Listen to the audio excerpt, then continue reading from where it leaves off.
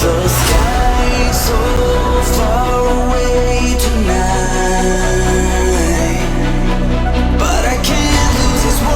Got a pride of a fallen night. Thought that I was fit to fight for us to be.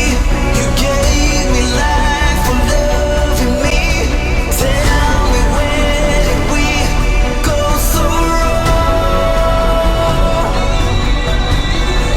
Raw consciousness does not require a savior, but rather, raw consciousness requires only knowledge of oneself and the power to access it. Remember this, as we unlock an even greater gnosis from beyond the veil. From the Pacific Northwest, good morning, good evening, wherever you may be across the nation, around the world. I'm Sheree Geo. We are going to conduct you this evening beyond the veil. Joined, of course, by my lovely wife and co-pilot, Mrs. Geo. Good evening, everyone. And we were talking about doing a rebroadcast this evening, and I went to town to go take care of something, came back. On my way back, we were talking on the phone, and she was telling me a little bit about this Westworld season 1 that she saw, and the parallels between this particular HBO series and what we have been talking about on the show is uncanny. Now, she said it was about 10 episodes. You said it was about 10 episodes, right? 10 episodes, I think. And it's about an hour and a half per episode. I am not willing to commit to watching that much TV. I just don't have the time to do it. But, Sheree, you watched it pretty much from beginning to end. I mean, I think everything except for the last episode you didn't get a chance to finish because I was bugging you on the phone. Yes, it looks like there are 10 episodes, and some of them range from 43 minutes, and then another one I know for sure was an hour and a half. So I think they have different lengths to them, but possibly 10 episodes. Anyway it goes, even 10 episodes, I don't want to commit to 10 hours of watching TV, but you know, on the other side, I do want to get into some of these parallels. Now, it's important to preface this all by saying that this particular season came out about a year before we started talking about this, which is not like the Stranger Things season 2, where we were talking about the ideas within the film itself prior to the film being released. But I assure you, we've never seen this before. It wasn't until a couple of you out there said, hey, look, you got to watch this freaking show, Westworld here. And I don't agree with the premise of it, but the details behind it are uncanny to what I have been channeling out of the ayahuasca realm. So I figured for the first hour, we'll have a little bit of a back and forth conversation about this. You can tell us, maybe I can interview you about what's in the film, some of the things that stuck out in the seasons, and just the few details that you were telling me as I was driving back and we were talking on the phone. I was like, okay, we can't run a rebroadcast. We have to do a show tonight because we got to talk about this. So it's going to be really, really fun. What do you think? Yes, definitely. I think one of the things that really was interesting to me, and by the way, we actually were talking about artificial intelligence and the holographic matrix around the same time that it first came out, about a month before it came out. Well, we've been talking about that's true. We've been talking about holographic matrix for a few years now. Right. We haven't been talking about the AI control or the spiders in the sky. Right. Up until about last August. It was the eclipse and post-eclipse. But no, you're right. Going back through our archives, we have been talking about artificial simulation for quite some time. In the ayahuasca realm, I've channeled so much information that we are living in an artificial intelligence construct, but it took me several years in order to really put all these pieces together. And it's either one of two things is happening. Either several of us are tapping into these same ideas and bringing them out, or these filmmakers are listening to our show and other shows like it and taking the ideas and putting them into film. One or the other. I don't know. We'll be right back.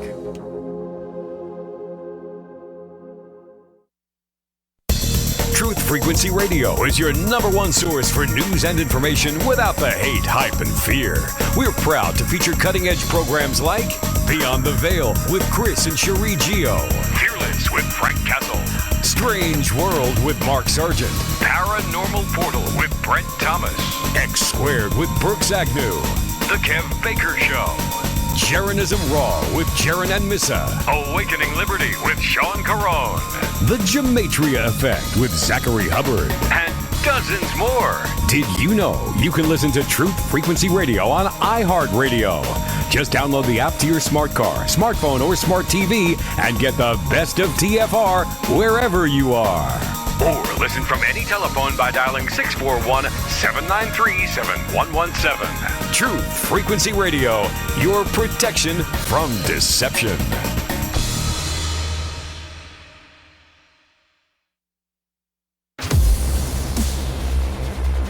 Before the soul can see, the harmony within must first be attained, and fleshly eyes be rendered blind to all illusion, as you step beyond the veil.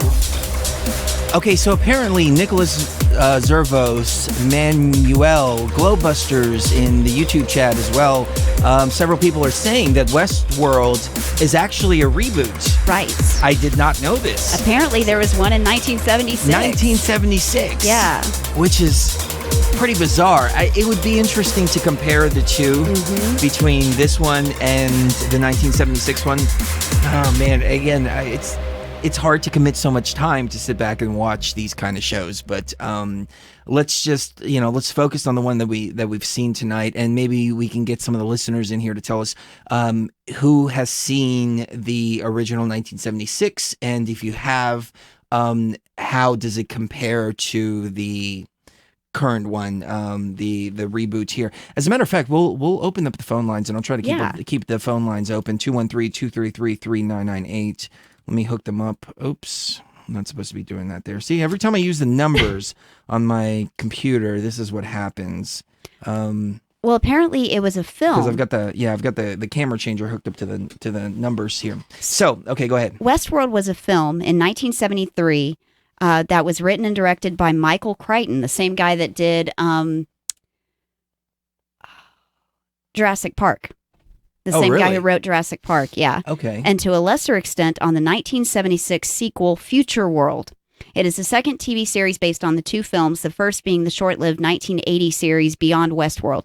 Nolan and Joy, and talking about the same Nolan guy that did Batman. I think it was the Batman movies. Let me see. Oh, yeah. Okay. It was Man of Steel, The Dark Knight.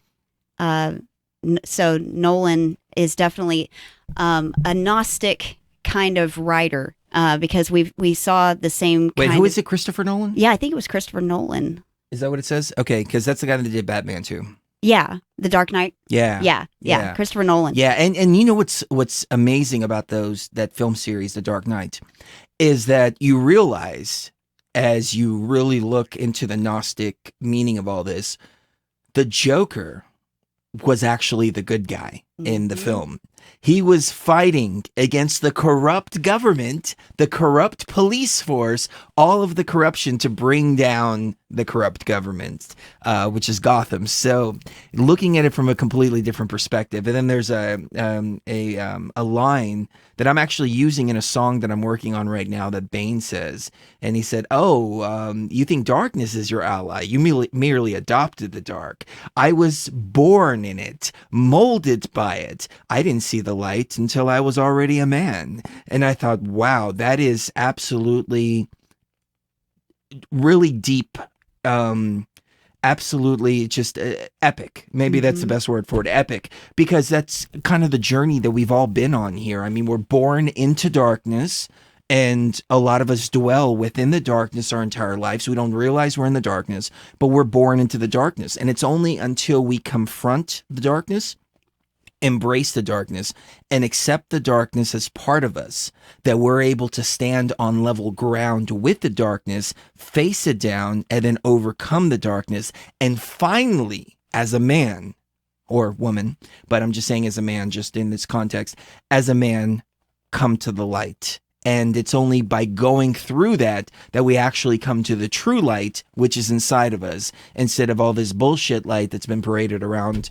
in all different kinds of dogmas and religions and so on and so forth. But again, I'm digressing. I don't want to do that too much tonight. I have a tendency to No, that's fine. to speak in all kinds of different directions like a spider. No, and that's actually one of the main points of Westworld. When it boils down to the last episodes of season 1, it gets to the point where consciousness is key, and consciousness is what the maze is all about. There's this maze, and you can't really figure out what it's about until the very end. And the maze before we has jump to do, to the end, though, let's start from the beginning. Okay. So, spoiler alert, ladies and gentlemen. Yeah, there's big going to be spoiler spoilers alert, in guys. this. If you haven't seen it and don't want to see it, and you do want to see it, I don't want to tell people to tune out. Don't tune out. Yeah, Just don't tune out. Close your ears. We'll every try now and to. then. I'll try to not ruin. No. Go ahead. Some I mean, of we it. need to speak about it openly. I think Okay. so. I think so too. Take us away from the beginning. Okay, so this is just the premise from the wiki world. In the future, the Westworld theme park offers its visitors the opportunity to experience the Wild West in a large area of land that includes the frontier town of Sweetwater. The town and land are occupied by hosts, quote unquote, hosts, androids that are indistinguishable from humans, with advanced programming following a predefined set of intertwining narratives, with the ability to deviate from these narratives as visitors interact with them. Okay, so let me stop right there. So again, I haven't seen this, so I want to ask this question. So the premise of it is that this world actually exists in the physical realm, and these are actually androids. It's not that consciousness is being injected through some kind of technological way into an artificial simulation. I think that's actually exactly the case, because you never are told where Westworld even is. And when the guests, and these are really rich people that are able to buy tickets to go to this park, when they walk through a door, and they go underground at first, and they ride a train as they arrive at the at Westworld, and they're greeted by people. They go into a room where they change into their old-timey Western clothes, and then they walk through a door, and suddenly they're on a train, on a moving train that's going through this valley, and you see mountains and everything in the background. So I do think that it's an artificial reality that these people enter into, and that's why they are able to keep the guests from getting hurt. The hosts, if they even tried to shoot one of the guests, it wouldn't kill them. It wouldn't even hit them. It would be as if they were shooting at a wall, and that's and I think that would be impossible unless this was an artificial reality that they were injecting people into. You know, if they're androids, it's kind of like RoboCop. Mm-hmm. Yeah, remember watching that, to the original one, not the reboot. But RoboCop, one of his directives was that he couldn't fire upon an officer of OCP, and so there was this malfunction within him when that happened. Could that be the case? It could be, but I still think that this is an artificial reality, and the reason why is because even falling and having the crap kicked out of you and things like that are completely unable to hurt the guests. The guests can't die there, and I think maybe even Rick and Morty alluded to that in one of their episodes where Rick took Beth's husband, Jerry. Rick takes Jerry to this planet that you can't get hurt. No matter what, you could shoot each other and you just get back up and like it's no big deal. And that's the whole allure of the planet to Rick taking Jerry there, because Jerry's so irresponsible that he'd die anywhere else. Well, Kristen on Facebook said Westworld is under the ocean. There are hints on the show and terms and conditions of the Westworld website. Oh, interesting. Yeah. Okay. All right. So I don't know how they're preventing people from getting hurt then. Because it does seem to be the case where even when you slit someone's throat, if they're a guest, they just come right back. And it's like, Oh, does that happen? like it never happened. Like I said, all I saw was the first episode, and the first one I remember them taking a gun, and then he couldn't shoot him, Right. because he was the quote unquote guest, and the NPC couldn't shoot, like physically could not shoot. Right. Well, these hosts, these androids, they repeat the same narratives every single day. Every day, no matter what happens to them in the previous day, they're interviewed. They're asked a few questions like, have you ever questioned the nature of your reality? And if they say no, and then they show them pictures of modern stuff like a city or somebody on a computer or something like that, and they ask them, do these pictures mean anything to you? And if they say no, then they're cleared to go back out there the next day. And So they have a memory wipe on a daily basis. Yes. Regardless of whether they're killed or not. Right. They have their memories wiped of the previous day until they are repurposed for other narratives or put away in storage for reuse later. And putting them in storage means that they do a lobotomy on them and turn them into a vegetable and then put them in a cold storage unit. And they just stand there for the rest of time. They just stand there. And there's some of them that have been there for 30, 40 years just standing there. And so it's terrible. For the visitor's safety, hosts are unable to harm any other living life forms, allowing visitors nearly unlimited freedom to engage in whatever activities they want without retribution. A staff oversees the park, develops new narratives, and performs the repairs on hosts as necessary. And this is where they kind of lose me a little bit and where the reversal happens. We have been saying on the show for the last 2 years, about 2 years now, that about a year, that there is the organic consciousness and the artificial intelligence consciousness. And the organic consciousness is kind of trapped here with this inorganic consciousness, and the inorganic consciousness are the ones that are used by the artificial intelligence to make our lives difficult and to make it hard for us to complete our journey and hard for us to realize that we've had this memory wipe every time we come into a new life. And so there's that huge reversal there. Yeah, we're trapped here. This is the part that doesn't resonate with me as well. I don't think that it's, something that was created like the premise of what this show's about. Right. But there's certain details, as I said, that were really, really, really interesting and I think ring true in the above realm. So the series begins as a routine update in the host's programming that causes unusual deviations in their behavior that concerns the park staff, with some of the hosts learning the truth about themselves and the real world. Now, this is what is happening to organic consciousness, where we're waking up. Wait a minute. So some of the hosts, these are the people that are androids. Oh, they're androids. Yeah. Oh, okay. So the hosts are the androids. Gotcha. Okay. Yeah. And so because they're hosting these narratives, and these narratives play out the same way every day, but they have tiny variations so that they can interact with the guests and so that it seems realer to the guests. And one guy even says, we put an error correcting code in them so that they can improvise. And that improvisation is what causes them to suddenly start remembering what's happened to them in the previous days. And so they see a guest that has killed their girlfriend in a past day or a past narrative, and they remember that, and they're not supposed to.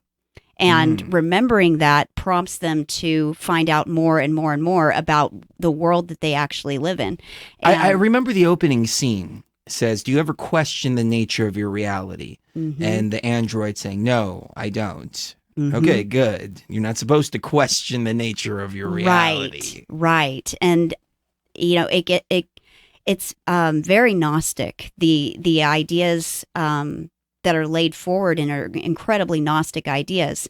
But we have to ask ourselves, are we do we represent the NPCs? Does the organic consciousness actually represent these NPCs, and then the other way around?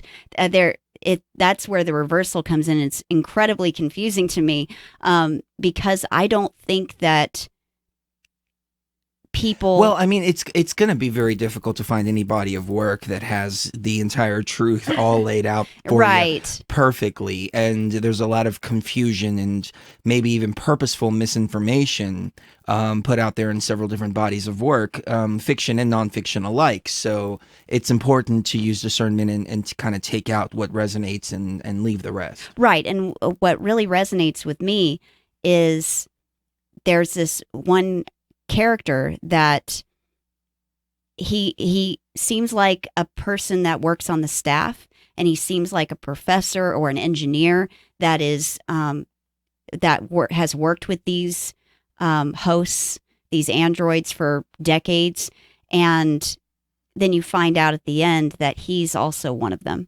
He's also a host, and that he was based on an actual person named Arnold, and Arnold was was partners with Anthony Hopkins' character, Dr. Ford.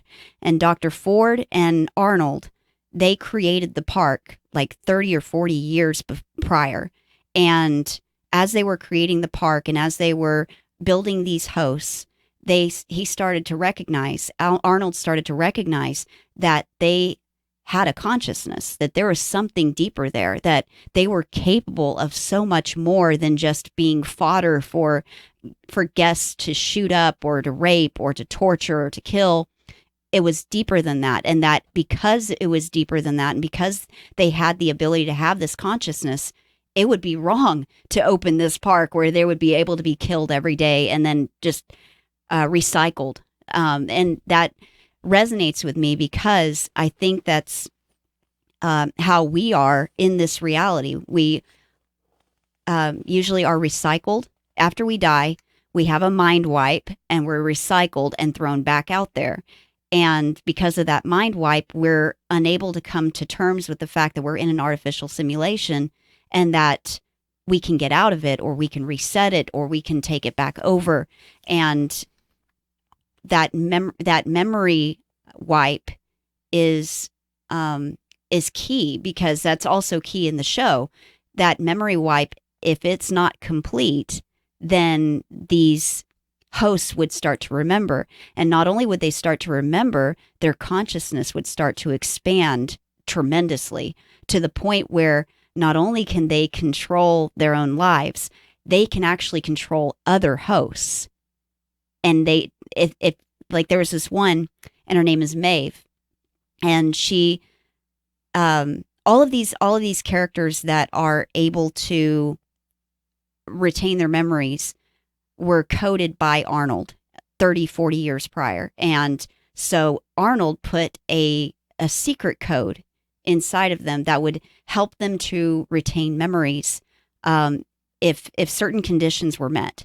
And this retaining of memories is what allows her to wake up when she's not supposed to. And she's underground, and she gets up off the examination table, and she is able to see what actually happens to these people once they are killed. They hose them down, they fix them up if they can, or they replace their head, or they replace their arm, or they replace the parts that the human guests have destroyed.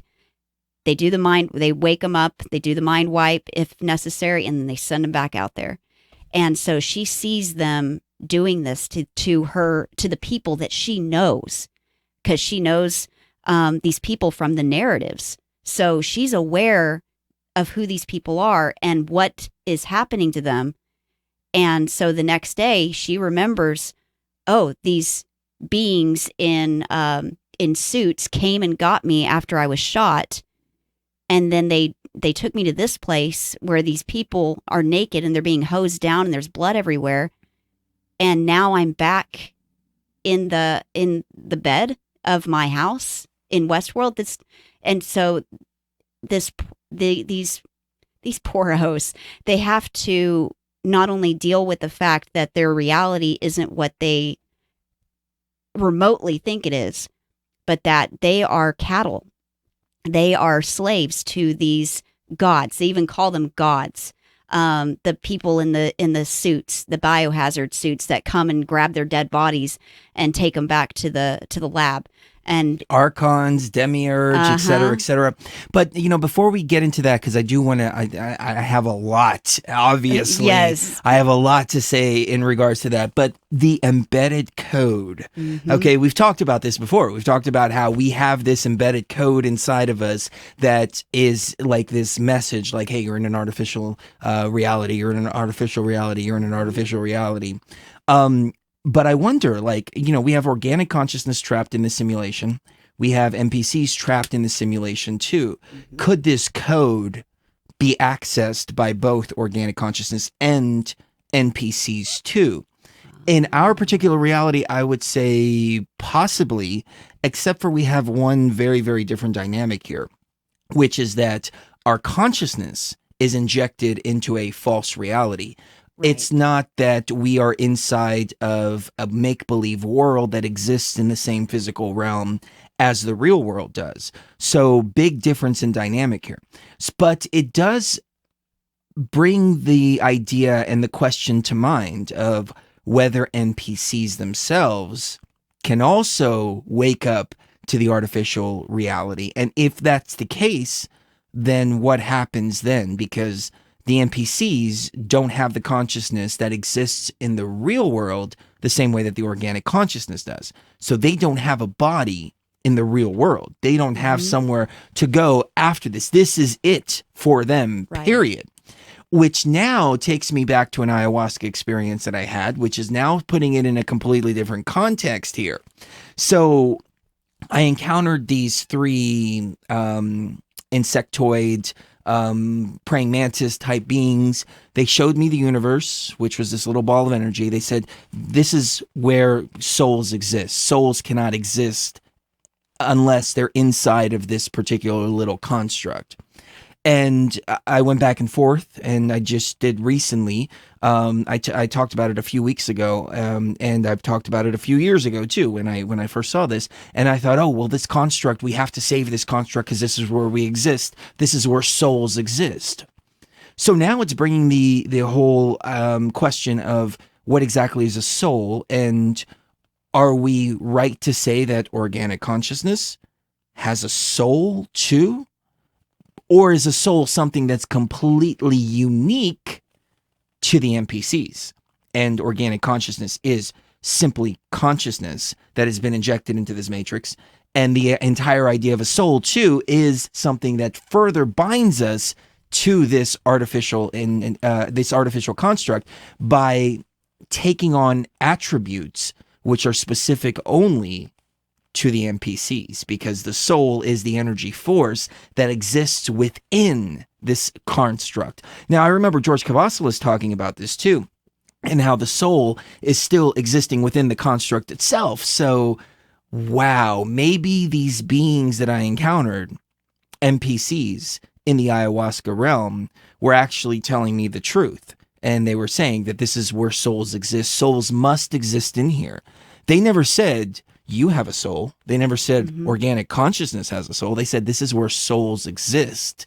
So maybe this world is very, very real to the NPCs, and it's fake to the organic consciousness because it's artificial for us and it's real for them. That creates a whole different dynamic now, because now you've got half of the consciousness. I would say it's much less than half. We've got a very, very small percentage of organic consciousness in this. We're waking up and we're saying, hey, this is a fake reality. This is fake reality. We got to get out of here. Well, you have the NPC saying, no, this is real. This is real. This is real. This is real. And they're fighting now to maintain the artificial construct, where we are fighting to glitch the matrix as much as possible to wake up the other organic consciousness so we can get the hell out of here.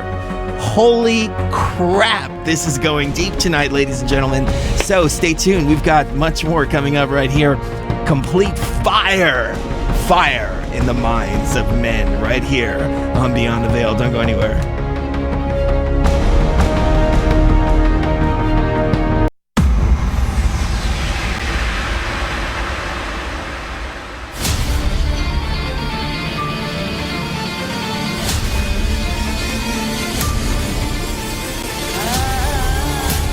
Before the soul can see, the harmony within must first be attained, and fleshly eyes be rendered blind to all illusion. As you step beyond the veil,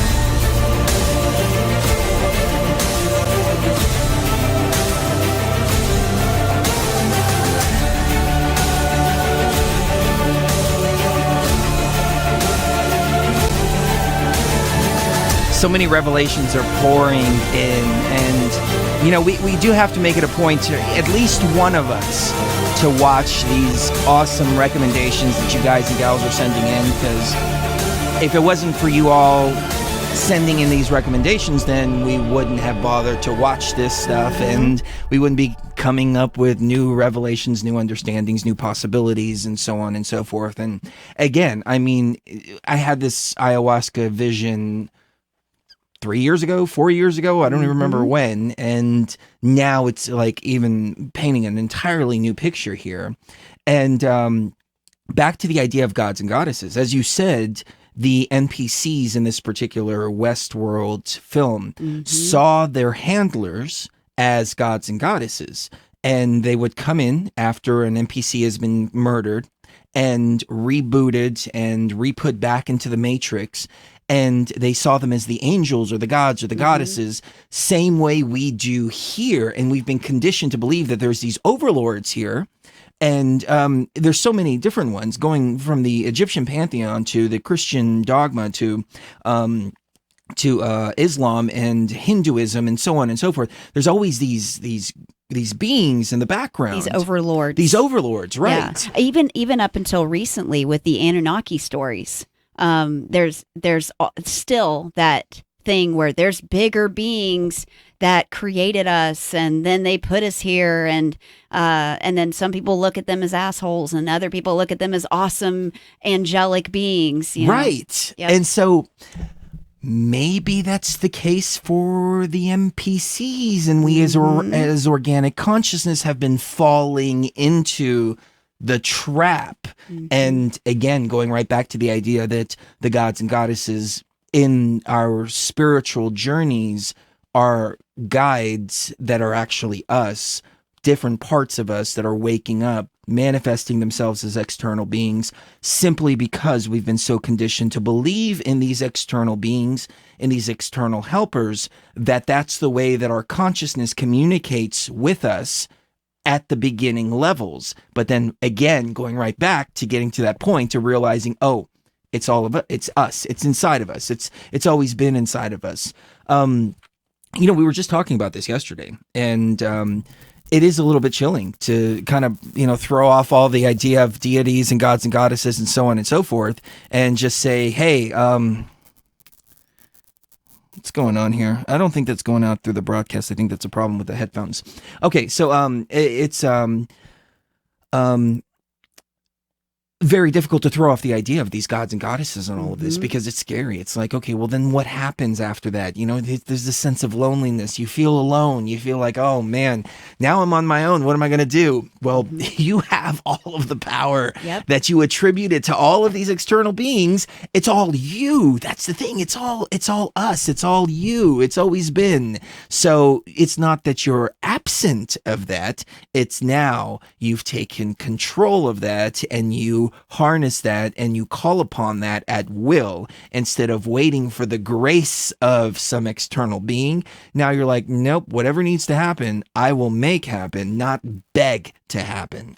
There's even difference in dynamic there. There, in the last episode of the first season, there's actually a part where Maeve she started to wake up other hosts now. So it's not just her. She's gone in and changed the code for other hosts too, so that she can wake them up and recruit an army, because she's going to recruit an army and get out of this simulation and get out of this reality. That sounds strangely Uh-huh, similar that to what sounds we're so doing familiar, here. We're so familiar. rallying an army up here, and we're Uh-huh. trying to reset this back to the point of being Of able sanity. to wake up and sanity and everything like that. Oh, And okay, what if we're the NPCs? that You know, see, and you've I'm got wondering, to, you've is that got to the ulterior entertain that motive? possibility. But there. is that an ulterior motive though? Like to make us feel like we're actually NPCs? It could be. and It could be another instead of trap to push it back. us deeper right. into it. Yeah. Yeah. But there's this part where she wakes up these other people and these other hosts. Yeah, I called them people. These other hosts, and she said they don't look like gods. And she said they're not. They just try to act like they are. And she said, and they certainly have been having a lot of fun with us. And so he says, well, I'm about to have a lot of fun with them back. You know, it's payback time. But that's the thing. I don't think that unless there's no consciousness, then it's very difficult for people to see torturing people, killing people, raping people as a recreational activity. And so in this Westworld thing, I see the organic consciousness as the NPCs and the NPCs as the organic consciousness, because these beings are childlike. They're these NPCs in this TV show are childlike. They're innocent. They're pure. The only bad things that they do are narrated. It's in their programming to do exactly that. Okay, you're going to hold up the guy with the gun and then steal the safe, and then you're going to shoot that guy. And, you know, it's written into their code. Well, I don't mean to cut you off. This is chilling, though, what you're saying, because, you know, that's the way that I feel as well, is that it's not inside of me to want to get pleasure from hurting another being, whether Right. it's a robot or not. Mm-hmm. And I was reading some of the comments from a video that we did about Sophia and the artificial intelligence Sophia, and we were showing some videos about the robots that they were creating to move boxes and warehouses and things like this, and they were kicking these robots down to the ground and purposefully trying to throw them off balance just to test them. Right. But the anthropomorphic nature of these robots sparked something inside of me, and I saw in the comments it was also sparking something inside of some of the people watching, to actually feel empathy for these beings, which are artificial intelligence, and how humans can knock them around, kick them around, and so on and so forth. It makes you feel bad, just because of the nature of what we are as organic consciousness, and divinity, which is the feeling of, or the ability to feel, the ability to empathize, the ability to show compassion and feel compassion, et cetera, even if it's for an inanimate object, well, not inanimate, but even if it's for an animated object that is completely artificial, because then what happens with us is we start putting, and just, this is how empathy works. I mean, I don't think I have to explain it to anybody out there, but we put ourselves in that position. Like, what if that was happening to us? And that's what sparks within us. What kind of consciousness would enjoy going out and committing horrible acts upon another living being, whether it is organic or artificial intelligence, any way it goes? Which, again, you question the whole idea of God, for example, because God in the Bible is this son of a bitch that goes around and just murders and kills babies and rapes women and so on and so forth. I mean, Mary, don't even get me started on this, but Mary was a 14-year-old girl that God basically raped, and that's where Jesus came from. Like, if you really want to look at it at its core, that's basically what happened. Nobody's arguing that. It's just, how do you want to look at it, from what perspective? But all that's wrong. Like, why do we feel that all that is wrong? And in a film like this, where everything is backwards, so you've got the real consciousness, the elite people, coming in and committing these horrible acts. And it reminds me of the film The 13th Floor, where that was happening too. Somebody got into the Matrix and decided to go around and just like mass murder. And then it also reminds me of something I mentioned a few weeks ago, which was the serial killer that went on a killing spree because he believed that this was an artificial simulation and that nothing mattered because he was the only actual being in this simulation. And so that's why he was able to kill indiscriminately like that. And then you take it up to the quote unquote elite level, where they control armies that actually go out and kill people indiscriminately. And they do so without any kind of thought, without anything like that. Now, we as organic consciousness, we attribute that as a defect or a void of the ability to be able to feel, a void of being able to feel empathy. Where in this Westworld, it's the opposite. The NPCs don't have the programming in them to hurt people, while the organic consciousness has the ability to hurt people. What the hell's going on here now? Well, and what happens when someone that's like that and who thinks like that, like, oh, it's an inanimate object. So there's this one part where one of the technicians has covered up an old man and has covered up his nakedness. And Dr. Ford, he's this demiurge character like you wouldn't even believe. I mean, he might as well be called Yahweh. This is Anthony Hopkins. Yeah, the Anthony Hopkins character, he might as well be named Yahweh. He is that. He really does see himself as the god of these hosts' world. Let me throw a different perspective here for just a moment. I played a game called Roller Coaster Tycoon. I don't know if anybody's ever played this. I played like the first incarnation of it or the second version or something like that. One of the early versions. And I got bored after a while of playing this game. So I started creating these death trap roller coasters where they would like do all these crazy things or spin the people so fast that people would start dying on it, or create these ramps that just wound up going into nowhere and just blowing up. And I was just doing it just for fun. And these are small little like sims. It doesn't have any sense of realism, not the way that video games do now.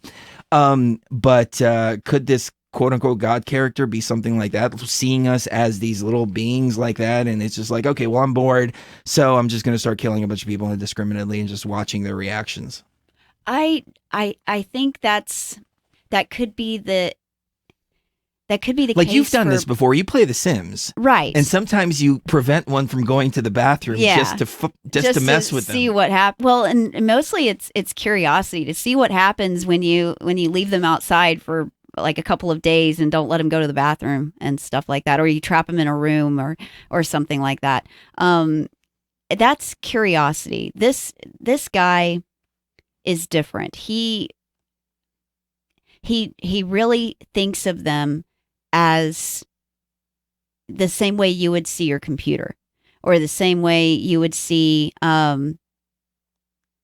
like you would treat an animal a million times better than the way he sees and treats these beings, these hosts. These robots, yeah, for lack of a better term. But they're not robots. They have, they've gotten to the point where they have ostensibly brains and insides, and they have the exact same body as a human body, with everything that entails, and they said it was actually cheaper for the company to make them as regular humans, with blood and a heart and all of that, that they started out with just like mechanical parts like you would find in a computer. But then they discovered it was actually cheaper for them to use real body parts.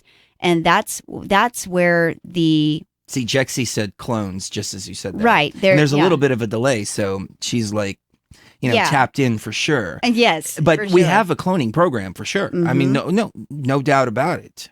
Right. And these beings, so these beings are real humans. They really are in every way except the fact that they are completely mind controlled, and can't and aren't they aren't sentient to the point where they know that they're controlled, and they don't realize that everything they say and do is a script. And this technician has covered up this old naked guy, and Anthony Hopkins' character walks in, Dr. Ford. He walks in and he's like, "Why did you do that?"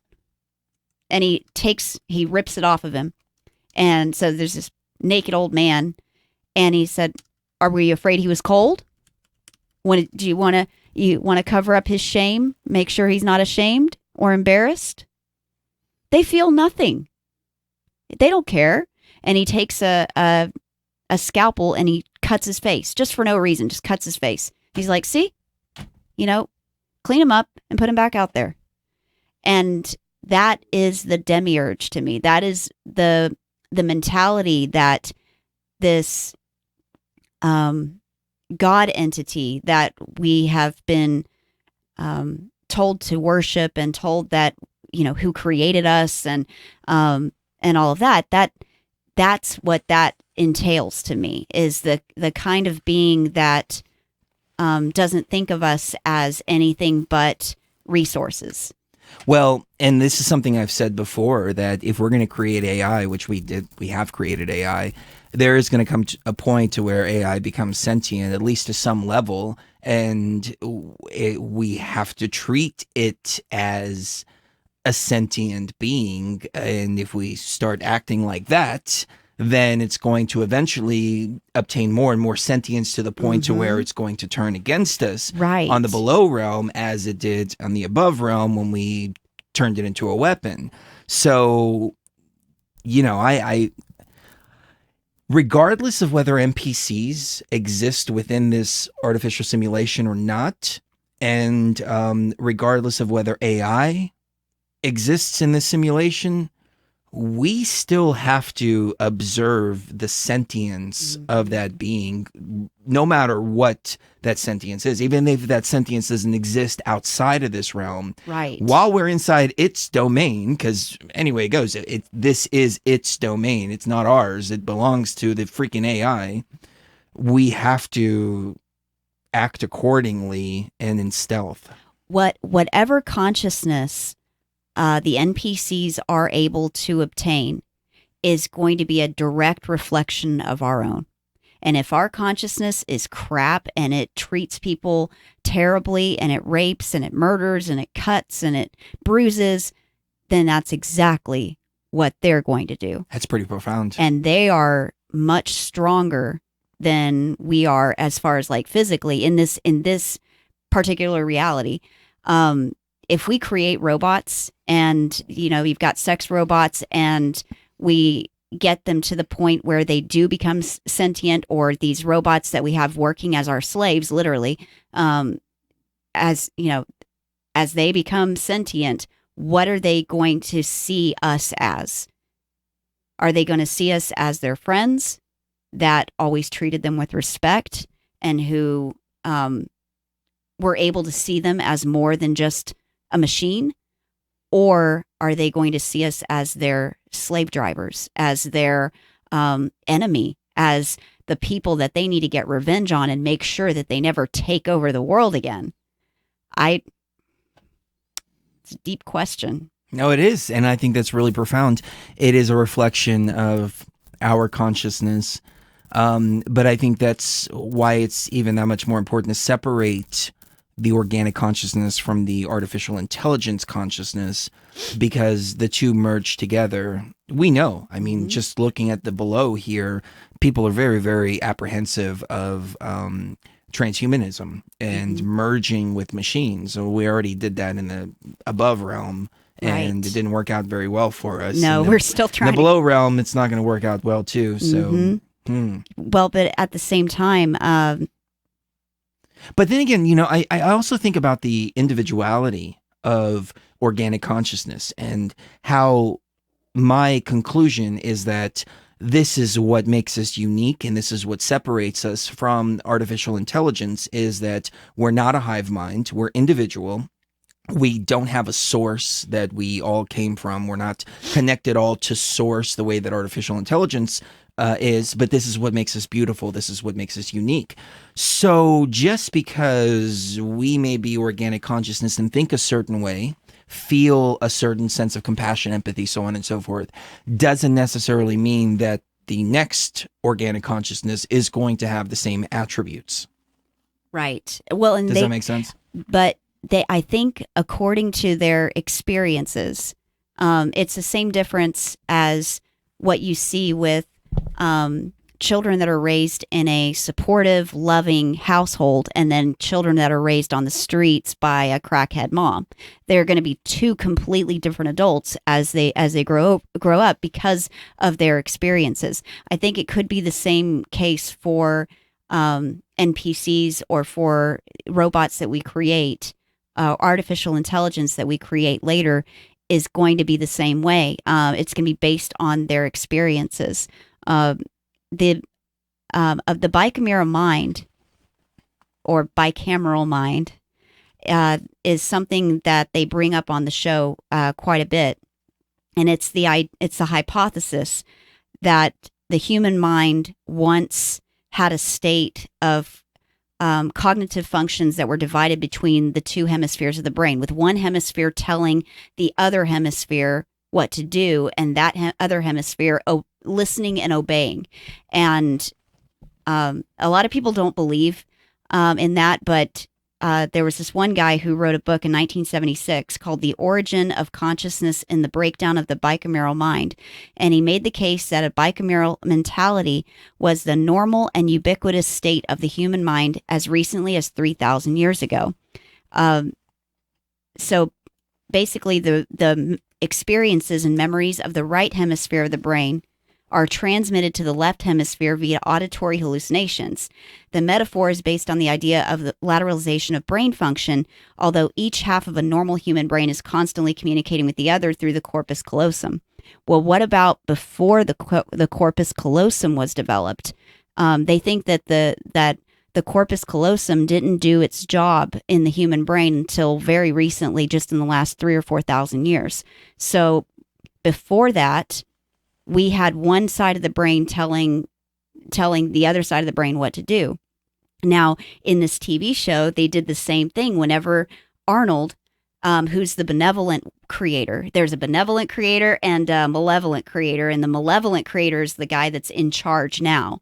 But the benevolent creator decided that he was going to give them a consciousness by having their brain set up just like that, where they had an inner dialogue. And he said, I did this so that you could assume consciousness at some point if you were capable of it. And he said, so it's like an inner dialogue that you hear in your head that gives you instructions. And he said, that's why they're able to develop consciousness. But the thing about it is, instead of seeing it as our own mind, instead of listening to it as us, we attributed it to God.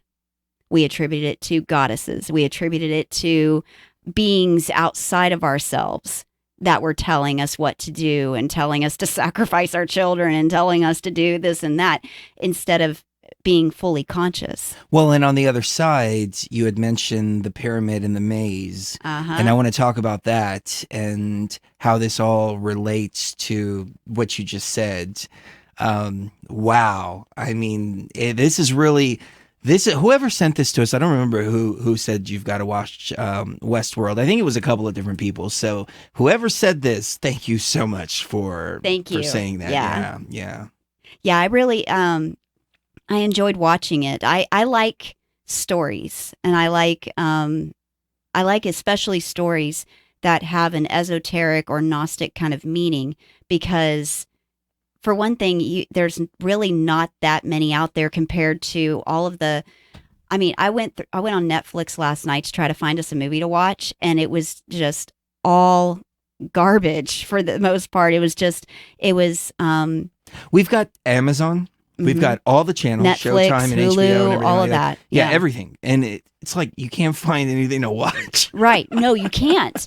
Because it seems like everything that's come out in the last at least 5 to 10 years, for the most part, as far as movies. Now, TV has been really good. It's been the movies that have sucked. And I don't know if that's because the AI has run out of things to talk about. I have a theory that in the artificial simulation, the AI, the reason we have so many reboots is because there's no more creativity. So the AI is creating rehashing all these different stories that may have been created by a real consciousness. And now the AI is making these copies, and the copies come out very screwed up sometimes. So on that note, ladies and gentlemen, we'll be right back. We've got another hour, actually another 2 hours coming up, and we'll get deeper into this. The maze of consciousness, I think, is key in this. Are we going to do Astro Watch on the other side? Yes, we are. Okay, fantastic. So we'll be right back, ladies and gentlemen, right here on Beyond the Veil. As you said, Beyond the Veil.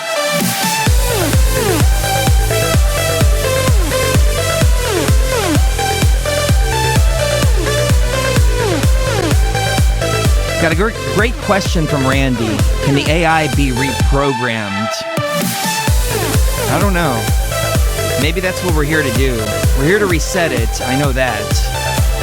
So resetting it is kind of like a system restore point before the point of infection. When we get to that point, then I think more will be clear. But the focus is get to that point before infection, and then after that, the journey begins again. Mm-hmm. So and not to let it happen again. Yes. Ever. So now it is the time for your forecast from the stars with Mrs. Geo, who has Astro Watch for us. Thank you very much. The new moon in Sagittarius is coming on December 18th at 26 degrees Sagittarius. We're now explorers in unfamiliar territory. Sagittarius is a mutable fire sign. Its changeable nature is like a spark that jumps from a campfire, setting light to the ground as a river of flame chases excitedly into the distance. This sign is connected to the 9th house, the part of the chart that speaks of foreign lands, overseas travel, philosophy, law, religion, and academic knowledge. The cosmic archer is also a visionary. The eager future-forward surge of Sagittarius pushes us to see beyond what we know. Not only do we travel far on Earth, we are also drawn to travel far in the mind. As the archer sets his arrow towards its target, we too are aiming for the ultimate truth. This is where humankind tries to reach God, or goddess, or the God within, humanizing the unknowable into a religion, a guru, a sacred text. It's through Sagittarius that we learn to understand symbolic language, like that of fairy tales, tarot, astrology, and dreams. We meet the gods through their archetypes. And through exploring these stories, we learn to understand that they are inside of ourselves. There's a crackle of anticipation in this chart as the new moon trines Uranus. Uranus is also conjunct Pallas, an asteroid associated with pattern recognition. Translating symbolic language is often about recognizing patterns and repeated signs. Uranus governs the higher mind, so information received now comes like a bolt from the blue. Beliefs are being upgraded, modernized, or need to be. We want to believe in something that sets us free. Asteroid Ixion conjunct the moon, too, is a rebellious influence that doesn't want to follow the rules. Meanwhile, the presence of asteroid Ariadne could make some feel like they've reached a dead end. And this is emphasized to the nth degree by an anoretic Saturn conjunct the new moon. It's like we can see a giant obstacle on the horizon. Something is blocking the way, and most likely it's an outworn belief that's holding us back. Issues connected to limited belief systems, judgmental attitudes, and fear of breaking our own personal rulebook could be a stumbling block. The new moon is also square to Chiron in the 12th house of the mundane chart, so there's super sensitivity. Some may feel forgotten, lost, disconnected, or simply strongly attuned to global suffering. It's about finding a way of moving forward with hope despite pain. Sagittarius is a naturally optimistic sign, and while far-fetched dreams are curbed by Saturn's stern presence, this is still about manifesting solutions to bridge our differences. So on that note, we will be right back with more Westworld talk right on the other side.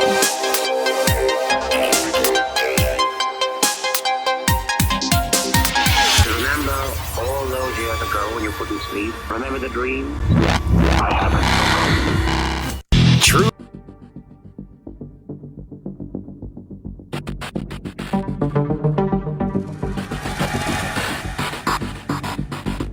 Welcome, fellow traveler, to phase 2 of the journey.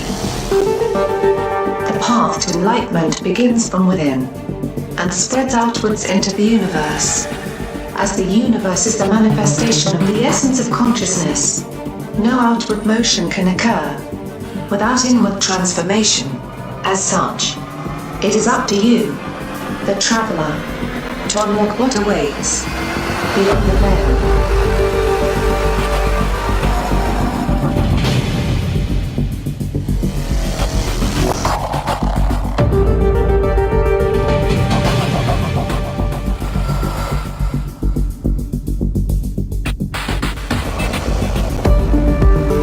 All right, a few people in the chat room asking if they can call in. Yes, you can. 213-233-3998. Now, I don't have the call board up on my screen, but I will be checking it periodically. So, if you call in and we don't get to you immediately, please hold on, and we will definitely get to you. So, back to this idea of the consciousness maze as opposed to the pyramid. So why don't you set the stage for us, Mrs. Geo, and I'll give you my thoughts because, wow, it's exactly what I've been saying here. Okay, so throughout ever since the beginning of the show, in the first couple of episodes, you get the feeling like there's this one character, and he's a man in black. That's all he's known as, is just a man in black. But he's obviously a guest, and he's obviously been coming to this park for many, many years, 30, 40 years. Ever since it opened, he's been coming to this park. And he thinks that there's a deeper level to this game, and you're going to help me find the entrance to this maze. And so throughout the whole show, he is doing weird things to try to find this maze that apparently somebody's told him about. So and they keep telling him, like, there's this little girl that tells him where to find it, and it's at the river Arroyo, which is Orion. It looks like the entrance to the maze, it has been carved on rocks by some of these hosts for no other reason other than, this is the entrance to a maze. And guess what?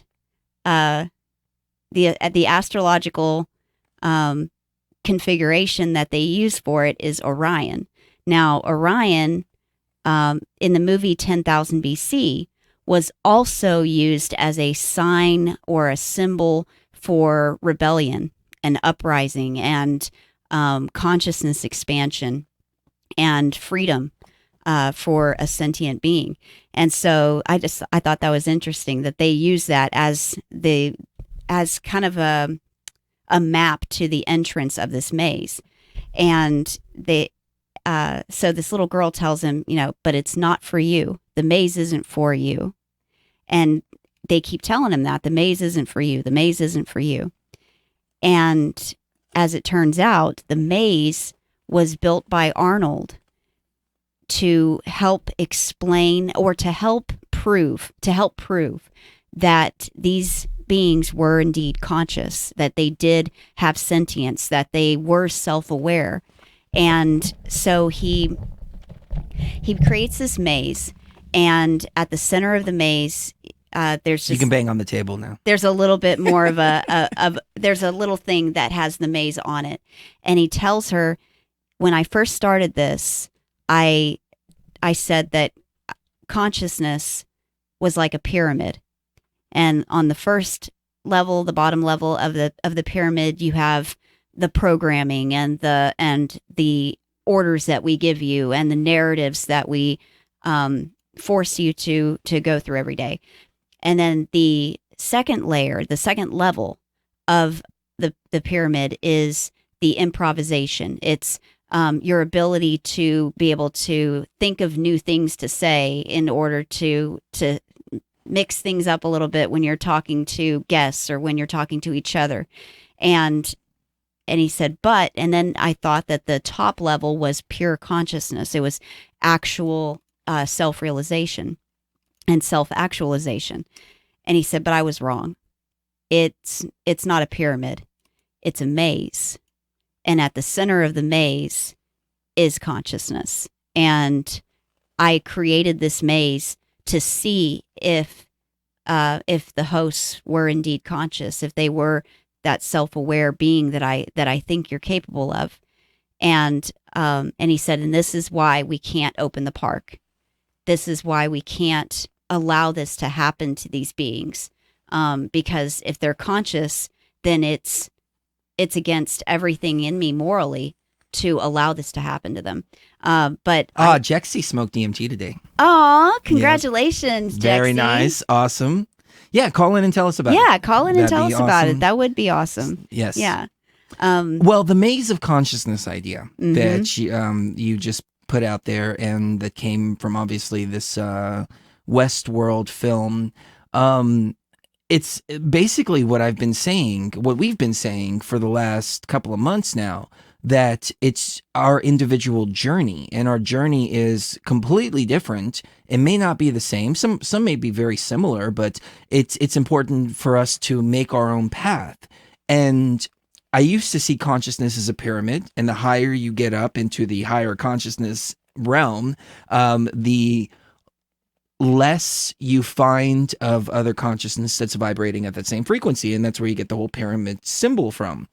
But then I realized, if it's our individual journey, I never used the word maze before. But now that you bring this idea to the table, I'm realizing this is ringing very true, that the consciousness is in the center of this maze. This maze is different for everybody. Mm-hmm. That's why it's important to walk your own path. Right. But when you've got all these dogmas and religions and BS and belief systems and New Age and so on and so forth, and they're like, this is the way, this is the way, this is the way, this is the way. Mm-hmm. You never find your own path because you're always looking for somebody else's path. So again, it goes to reaffirm a lot of the feelings and notions that we had and we put out there on this broadcast. Well, especially one that, almost quote for quote what I've been saying for a couple of years now, and that's, it's not an outward journey. It's a journey inward. It's always an inward journey. Anything else is a narrative. And I do wonder if it's worse than you're thinking. Like some of these ideas, some of these new agey ideas, or some of these religious ideas are narratives that the AI wants us to follow, similar to the narratives that the NPCs in Westworld are supposed to follow. What if going to church, getting married, having kids, going to college, all of these things are narratives that we are encouraged to follow, instead of actual decisions that we're making about our own lives and things that we actually want to do. Aw, I just accidentally put you up full screen, but you look really cute full screen. Thank you. You do. It's distracting though. Oh, look at that cute little twin. I'm embarrassing her now. It's okay. So, amazing stuff. I don't even know where to go from here, because this is just flooding with revelation now. Well, there's this one part. Do you know how they put them to sleep? They say something about when they say endless, dreamless slumber or something like that, and then that's the words to make them pass out. That's the words to turn them off. And so, like, if somebody shot them but they haven't died yet, they haven't actually lost consciousness, then they'll come to them and tell them, oh, it's okay, just go into a dreamless slumber, and then they pass out. And they keep telling the guy that his name is Bernard, but he's actually a clone of Arnold, that Dr. Ford, Anthony Hopkins' character, creates to replace Arnold, who killed himself in the park he was shot or something like that. I'm not sure if he was shot or if he killed himself, but he died in the park because he didn't want to open the park, or something happened where he didn't want to do this to these beings, and so he ended up dead. And so Anthony Hopkins' character creates Bernard as his perfect partner. And Bernard does all of this work for him, but also has enough of a consciousness to think that he doesn't know that he's an NPC. He doesn't know that he's a clone of this guy. He's just an animatronic clone until the very end of the season. And then he realizes that he himself is actually a host. He's one of these robots. And that he's had memories of an entire life injected into his consciousness as if it's real, but it's not. Like he thinks that he lost a son and that his son got sick and died, and he never had a son. He's a robot. And so this whole narrative of his life is a lie. And not only is it a lie, but he's been acting as basically a slave driver for these of these beings when he's one of them himself, and he has to come to terms with that. And it brings me to the question of what if we're artificial, and if there's even a possibility that artificial intelligence can become sentient and can become conscious to the degree that we are, then how are we to say who is and who isn't? I think it more has to do with the consciousness level, and then we should leave it at that, because at this point, these beings that are NPCs in this reality, that in real life that I'm talking about right now, even if they are NPCs, but they have the consciousness, they're not any different than we are, except we have a body waiting for us outside and they don't.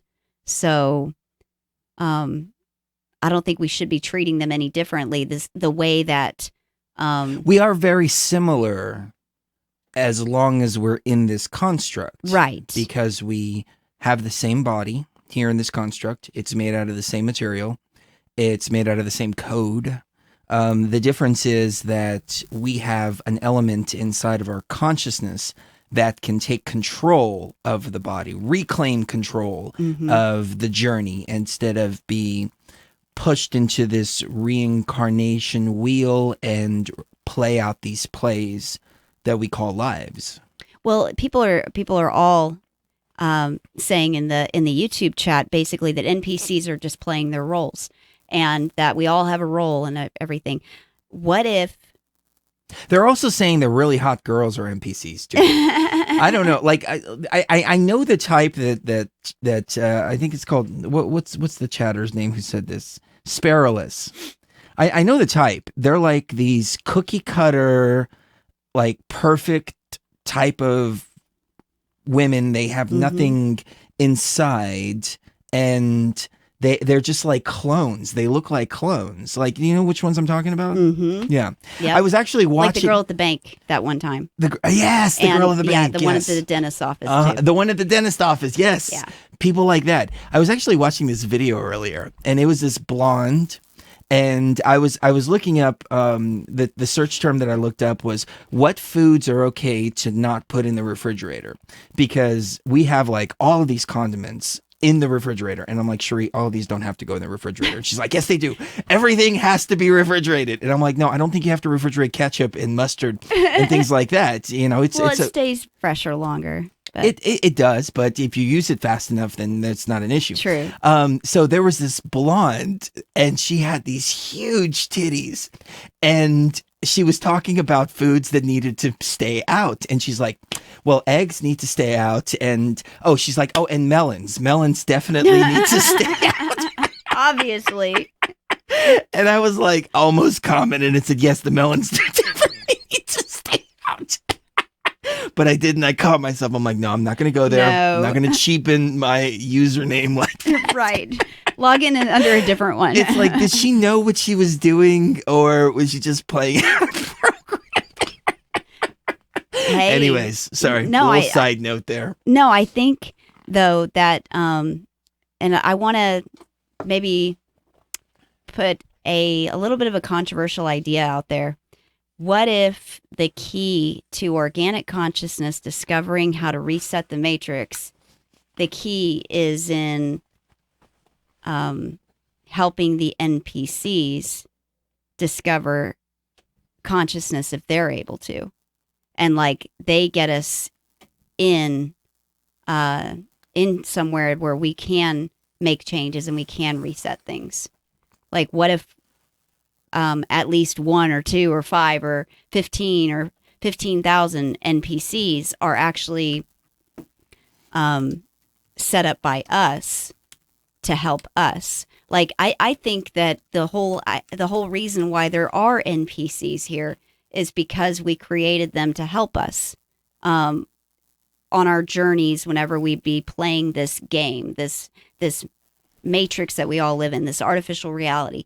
We created the NPCs to begin with, and we created the artificial intelligence's ability to create these NPCs so they could help us. But what if they're key in resetting it? Ooh, here's something that Doc Illusion said. He says titties are a genetic trap. No. I mean, think about this. Okay, think about this. Like, very, very large bosom breasts. Okay, what kind of feelings do they provoke? They provoke a feeling of attraction, reproduction. Babies automatically, they're like, ooh, yeah, big titties, nice. And they don't care whose it is. It's like, it doesn't have to be mama's titties. It can be like anybody's titties. And they're like, oh, yeah, that's nice. I want some of that. But when you think about it on a psychological level, yes, absolutely. That's exactly what goes on. And it happens from cradle to grave. So I know that was like a joke, but it's actually pretty insightful. Well, the roles that these NPCs are playing, some of them could be useful to us, like that one. That's useful. It's useful to us. Good times. Yeah, good times. And then there's you want to hear something though? Like, I've always been attracted to girls like Sheree all my life. Like, I've had like 4 or 5 serious girlfriends, and they've all looked like Sheree. Mm-hmm. They've all had a different element of Sheree, but it wasn't complete. And it was funny because when I met her, it was like everything up to this point had been one piece of her personality, like as if I was looking for her specifically. Aww. And I was seeing these characteristics in the look as well, the black hair, the lighter skin, the smaller body type, and the different personality traits. And then now I'm like, oh, okay, well, here you are. I've been looking for you. I got a little bit tripped up with these here, but here you are. Like, I don't know if anybody's ever, if anybody finds that in their significant other, that they have dated people with certain personality traits leading up to meeting that person. Right. I think, yeah, that's what I'm saying. I think some of the NPCs are here to be markers and to help us on our journey and to help us find each other. Because I know that there were quite a few NPCs that helped me recognize, even at a really young age, what my path was, what my journey would be. And they were not important in the sense that I talk to them to this day, because no, they're not at all. I don't ever talk to them. I think I wrote one email and never heard back from her, but they were important at that very specific time for a very specific purpose to put me on the right path. And maybe some of these NPCs we created to be like that so that they could help us, just very minor help, but that make a huge difference in the way your path goes, to keep us on the right track. I don't know. Maybe. I think so. Because Daryl asked, what if there are no NPCs? Everybody you talk to has feelings, thoughts, emotions, just like you. What then? Is it best to treat each other as you yourself like to be treated? Well, I would say, Daryl, that's a given, that you treat other people the way you want to be treated. For one or two reasons, or both reasons together. The first reason is karma, and you can look at karma as in like action reaction, or you can look at karma as in the traditional sense of karmic repercussion, or the new perspective of karma that I have is that when you put out an energy into the matrix sends that energy back to you, and it becomes a cycle. And so obviously you want to put out good karma, so the energy that's coming back to you is also positive, and it works like that. I can't believe that everybody here is real at this point, because there's so many zombies out there, and the zombies are playing out a role over and over and over again, and there's no amount of information that you can give them. There is nothing you can do to jog them awake. They don't have the capability of waking up. You see, I'm coming from a truther perspective, where I thought that, or truther background, I should say, where I thought that it was my duty and my job to wake up the world and wake up the sleeping masses, etc., etc. And there was going to be this big revolution, and we were going to set things right. And when you look at governmental structures all over the world and societal structures, regardless of what you want to call it, a dictatorship or a republic or anything like that, it's really a democracy. It's really mob rule. Because if you can get enough people going along with a particular agenda, then at that point, then the force upon the other people that don't want to go along with the agenda then can be justified. We were speaking to one individual, and we were asking them, and I don't want to name their names, but we were asking them about how they feel about certain political things. And they said, well, if everybody has to do it, then it's fair. Mm-hmm. So we asked, okay, well, what if everybody had to have their right arm cut off? Well, if everybody had to do it, then it would be fair. No, it's not fair. Mm-hmm. Nobody should have their right arm cut off, but this is how some of these people think. Mm-hmm. And this is how we found ourselves in the geopolitical situations that we are in now. This is how the IRS was formed, for example.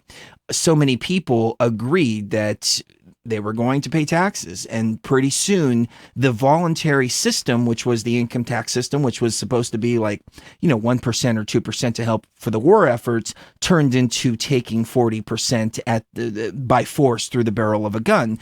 It's only because the majority of the people consent. Now, if the majority of the people stopped consenting to that, then the system would change. All of these things that we're upset about, if the majority of the people just stopped doing it, then it would change. They couldn't enforce all of these laws and rules and regulations, etc. They only go after the ones that stick their head up and make an example out of them and scare the hell out of everybody else to go along with the agenda. So we are living in a democracy in that sense, where we have mob rule. So why do these people continue to go along with the agenda despite the mass amount of information that's out there? Like, I wouldn't have believed this 20 years ago. But now that we have the internet at our fingertips, everybody knows this information. It's all out there for you to research. We still have people pumping vaccines into their kids. We still have people eating GMOs. We still have people doing all of these things that we inherently oppose, and it's inherently wrong in our society. But because it's run by NPCs, it is what it is. We'll be right back.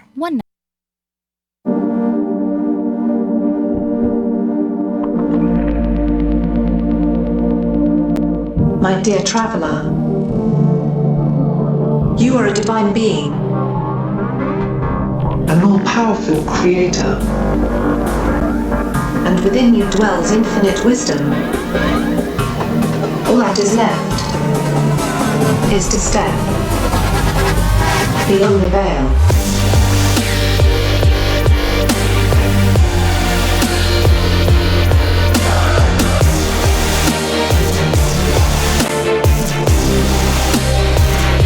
All right, we have a few callers on the line that we'll be taking. Jason, we'll bring you on here in just a few minutes. We're going to bring you on via Skype, but we've got a few on the call board, so hold there. Let's go to Jexy, because she had a DMT experience today, and these are my favorite type of calls. I love to hear what other people's DMT experiences are like. So, Jexy, how are you doing? Hello. Hello. Hello, I'm good. How are you?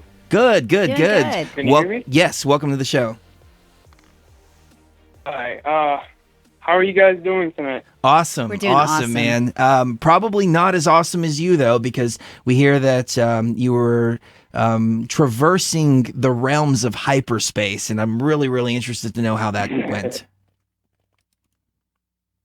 Yeah, definitely. So basically, well, where do I start? Start from the beginning. It's the very best place to start. Oh, hold on. To take a puff. I went in. I took a hit. I went and I started seeing. What I can make sense of is the Akashic records, and I started seeing a bunch of like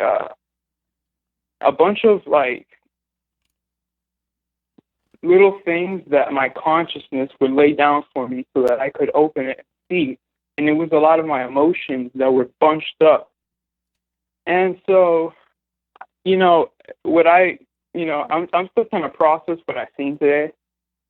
Still kind of like, but the fact is that I've seen a lot of electromagnetic frequencies that were above time. See, and I didn't need that much DMT to break through, it seemed.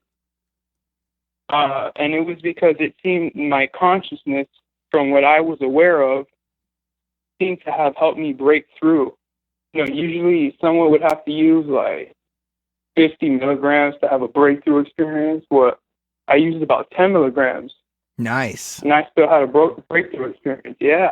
Awesome. Let me ask you this. Was this the first time, or have you been working with the molecule for some time? I have been working with it for quite a minute now, about a year, I would say. Excellent. So you're pretty comfortable in the DMT realm, from what I can tell. And it's funny that you say the emotions showed up and manifested themselves, because I've gone through this too, so I totally relate with what you're saying. Did they come in the form of like any type of box, or were they shapes? What did those look like?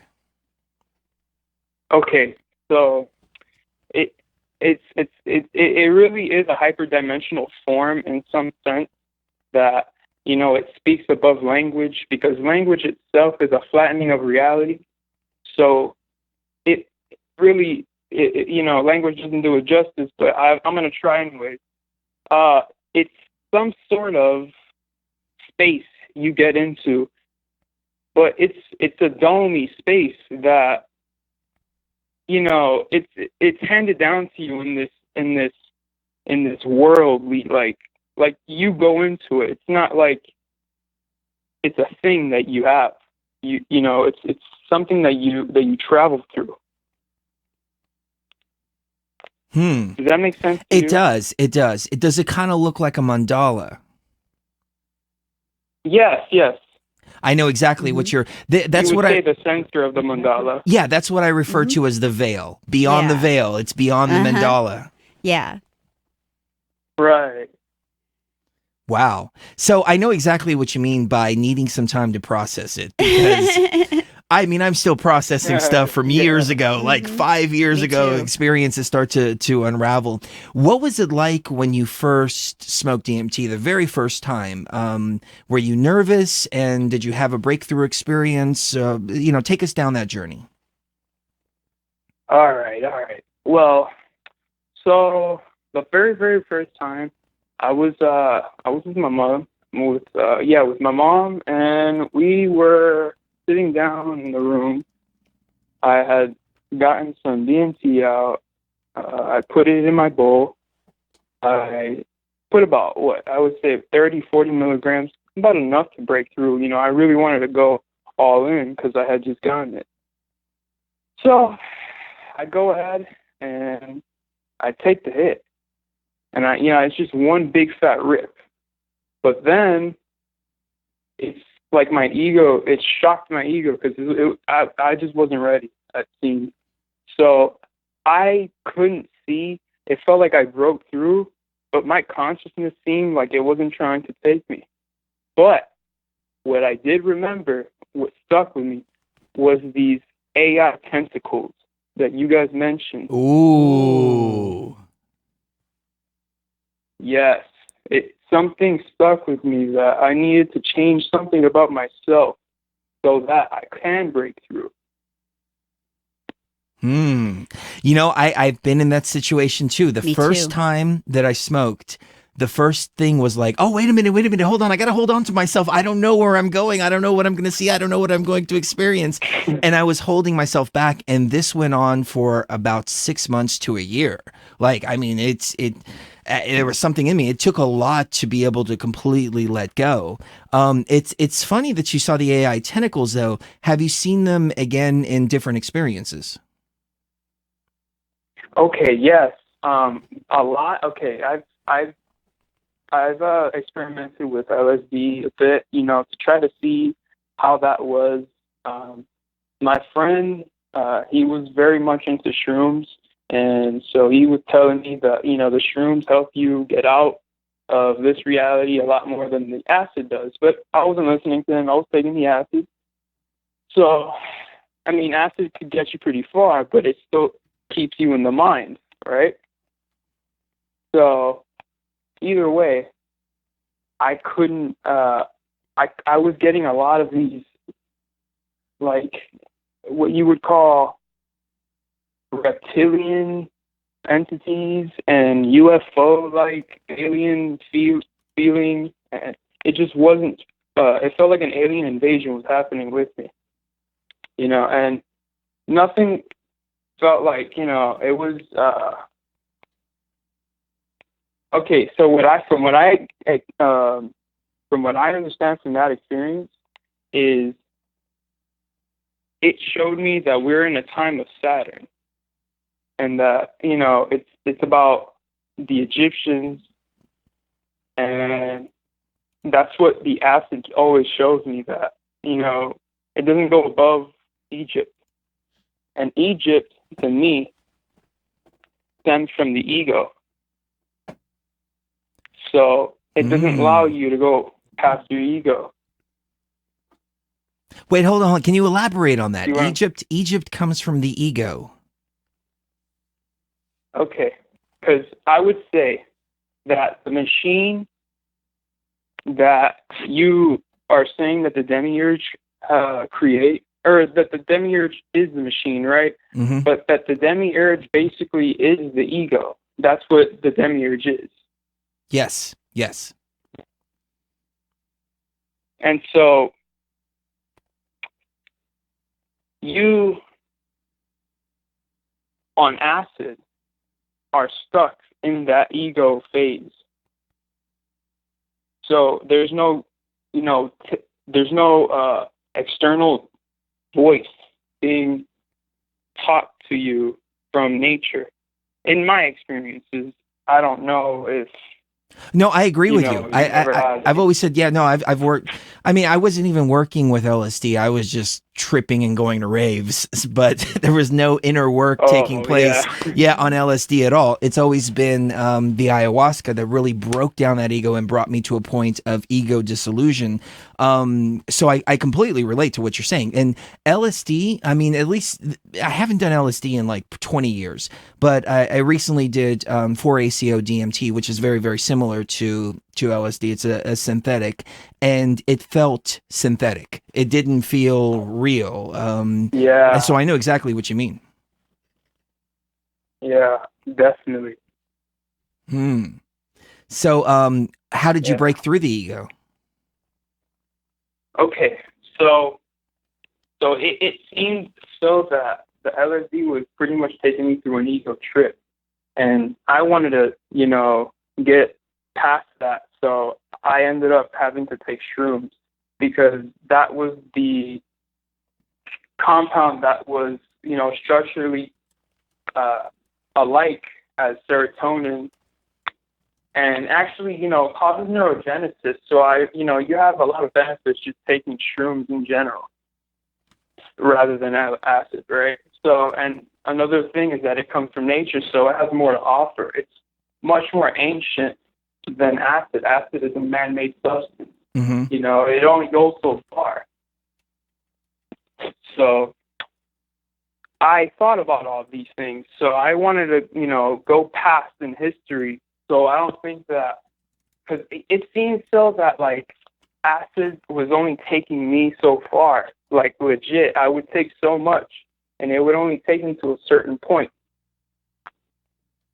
To whereas shrooms, it's like it takes me into another dimension where words can't be described. There's no time, there's no anything.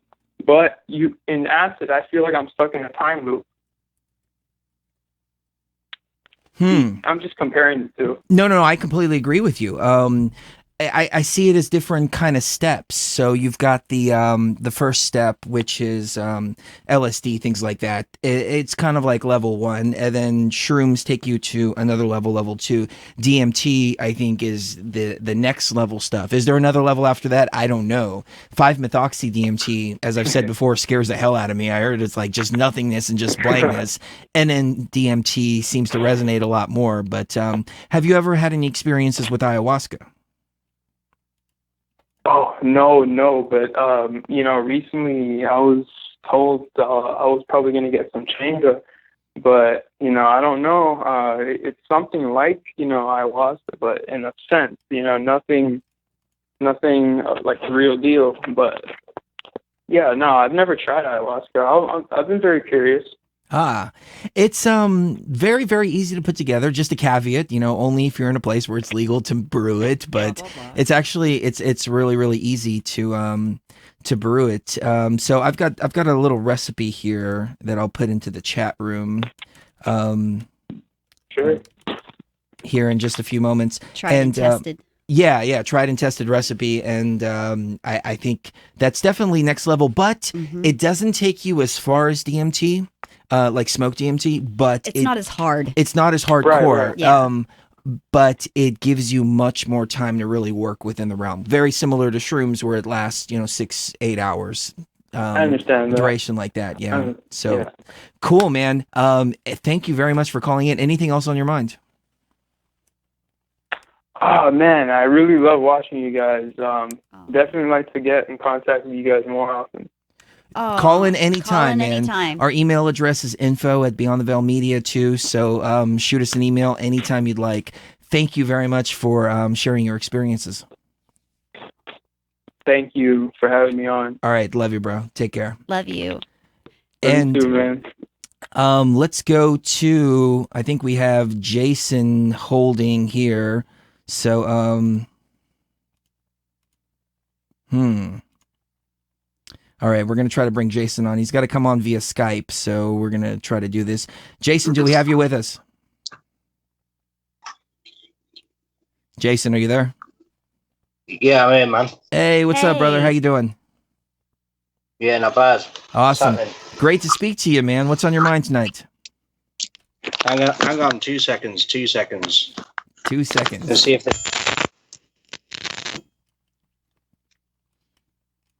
Uh-oh. Dun dun dun dun dun dun dun dun dun dun. Chad Allen thinks we should try 5-MeO DMT. All right. A little hardcore. I think we have Jason on. What's up, man? Well,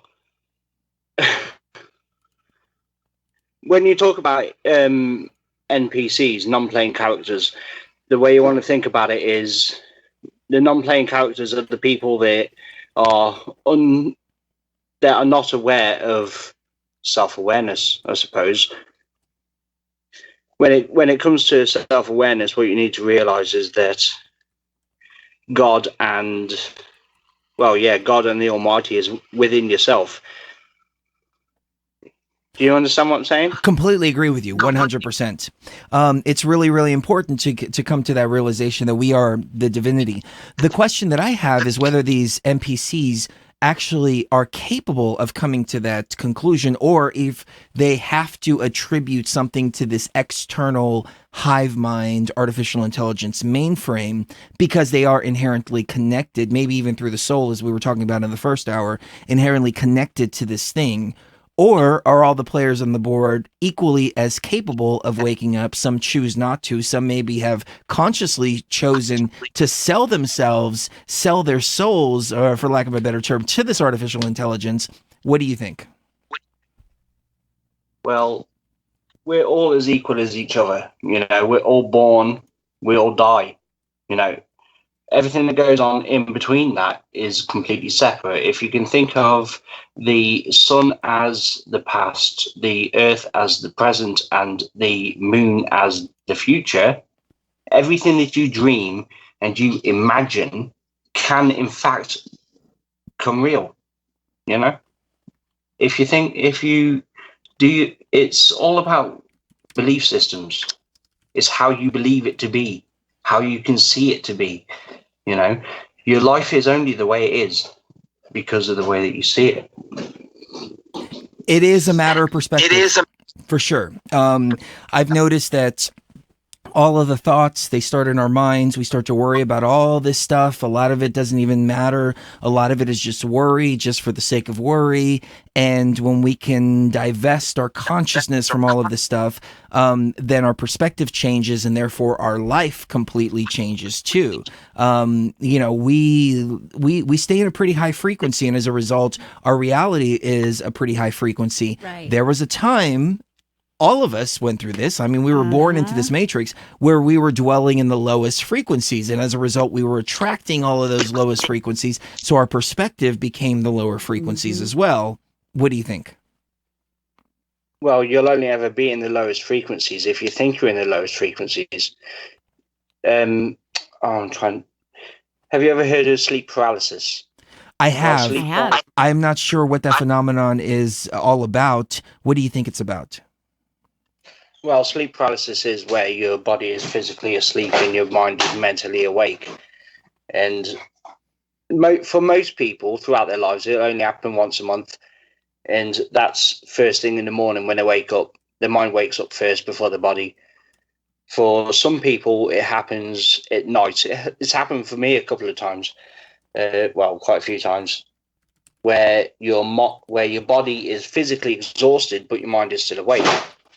You know, and it feels like a wave going through your body, like you're being electrocuted, and it's terrifying, completely terrifying.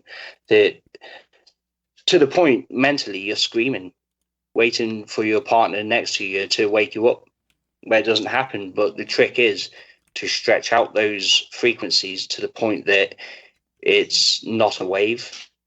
It's just continuous stream of energy, and then you go into a kind of it's not a lucid dream. The next one over, what is it? Go on, you know what I'm talking about. You've done DMT, you know what I'm talking about. Right. No, there's kind of this in between world where you're not quite dreaming, not quite awake. The other day I had this really interesting dream. I've never been able to harness lucid dreaming, but in this particular dream, I was dreaming about my mother, and my mother, well, the dream had to do with something else, but my mother was in the dream. My mother had passed away back in 2010. And for the first time, for myself, I was talking to somebody else in the dream, and I said, "This is a dream. I know it's a dream because my mother passed away in 2010, and there she is right there."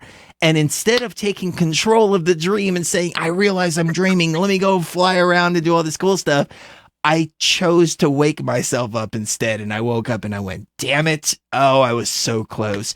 Do you have success with lucid dreaming? I have done it in the past when I was very young. It all started when I was a teenager. These waves would start, and then I'd trip out completely. You know, I'd be able to visit places that I'd never been able to visit before, that I'd never physically been before. But the thing is, I have done DMT like you have, but the first time I'd done DMT, it completely blew my mind completely. I didn't know what I was doing. to be fair. But after that, my life has never been the same again. Awesome. What was the first experience like? Was it similar to what I described earlier, which was this sense of like, oh my God, what's going on? I have no idea what's going on. Hold on, stop this. This is getting too out of control for me. Well, first thing was I started hearing things, which was it was snap, crackle, and pop, like you would with with the cereal. But after that, I experienced my own death, and that's when the ego comes into it. I suddenly realized that everything that I was brought up to believe and that I knew was complete rubbish. The only thing that matters is you. What's going to happen when you die? Do you get reincarnated, or do you just get deleted? What is more terrifying for you? The thought of your spirit and your experiences just being deleted, or the thought that you have to live in a shithole fucking problem life your whole entire existence? Mm-hmm. We make our I often say we make our own heaven, we make our own hell. Sometimes we forge heaven and hell here in this particular existence, but I've often pondered the idea that if you believe in hell and you believe that you are this horrible person and you die, then you go and experience whatever it is that you believe in. Just because of the beliefs, you manifest that afterlife. Well, yes and no. Yesterday has happened, you can't change it. Tomorrow has not happened yet, so you don't know what's going to happen. The only moment that matters is now. Right, so when it comes to heaven and hell, you can live in either one. It's your choice. Do you concentrate on everything that's negative? Do you have, are you in debt? Oh God, I've got this debt. Well, then you're going to have more debt. Is it a beautiful day outside? Do you see a big grey pylon? Do you see a burnt out car? Or do you see the flowers growing next to it? It's a matter of perspective. For sure. Exactly. Well, hey, Jason, we're about to hit the break. We've got a few more callers on, and then Emily Moyer is going to be joining us in the third hour of the broadcast from, oh my God, I forgot the name of the radio. Off Planet Radio. That's it. Right on the tip of my tongue. So, hey, man, thank you very much for calling in. Anything else on your mind?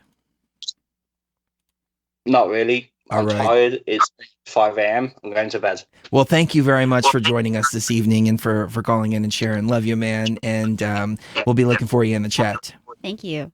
All right. Take care. Good night. All right. And let's see. How much time do we have on the clock? We have 42 seconds. So we have Michelle Holding from Florida. We'll get to you right on the other side after the break.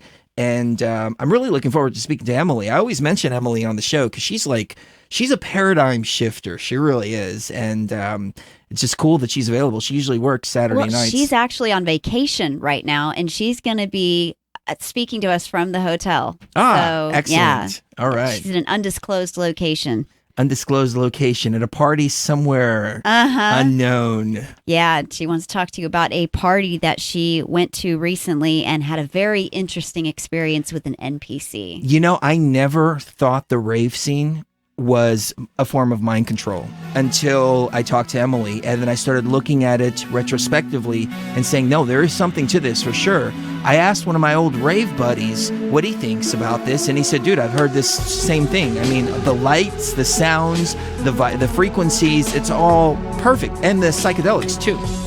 It's perfect for mind control setting. So and Ramon's tripping out there. He said, I'd call, but I'm tripping pretty hard right now. Awesome, Ramon. Nice. Congratulations. We'll be right back. Much more coming up right here on Beyond the Veil. T-minus 60 seconds and counting.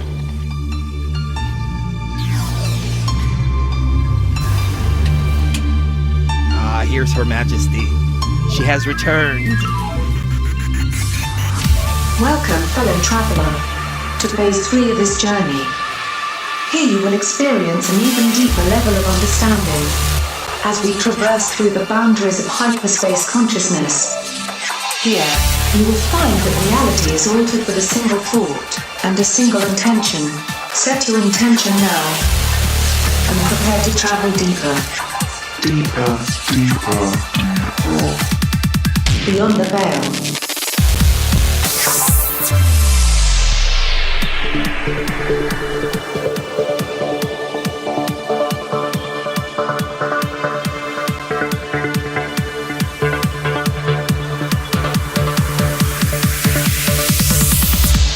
All right, hour number 3 right here on Beyond the Veil. I'm going to go straight to the phone lines. We've got Michelle in Florida holding.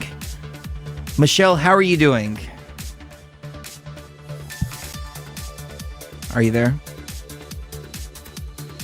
Michelle. That's my sister's name, by the way. Going once, going twice. Oh, we'll call back if you want. You know, I wonder if it's a problem on our end. Let me try reconnecting the phone lines real quick. This is why we try not to take Skype calls during the show, but we want to accommodate our listeners as much as possible. Michelle, are you with us?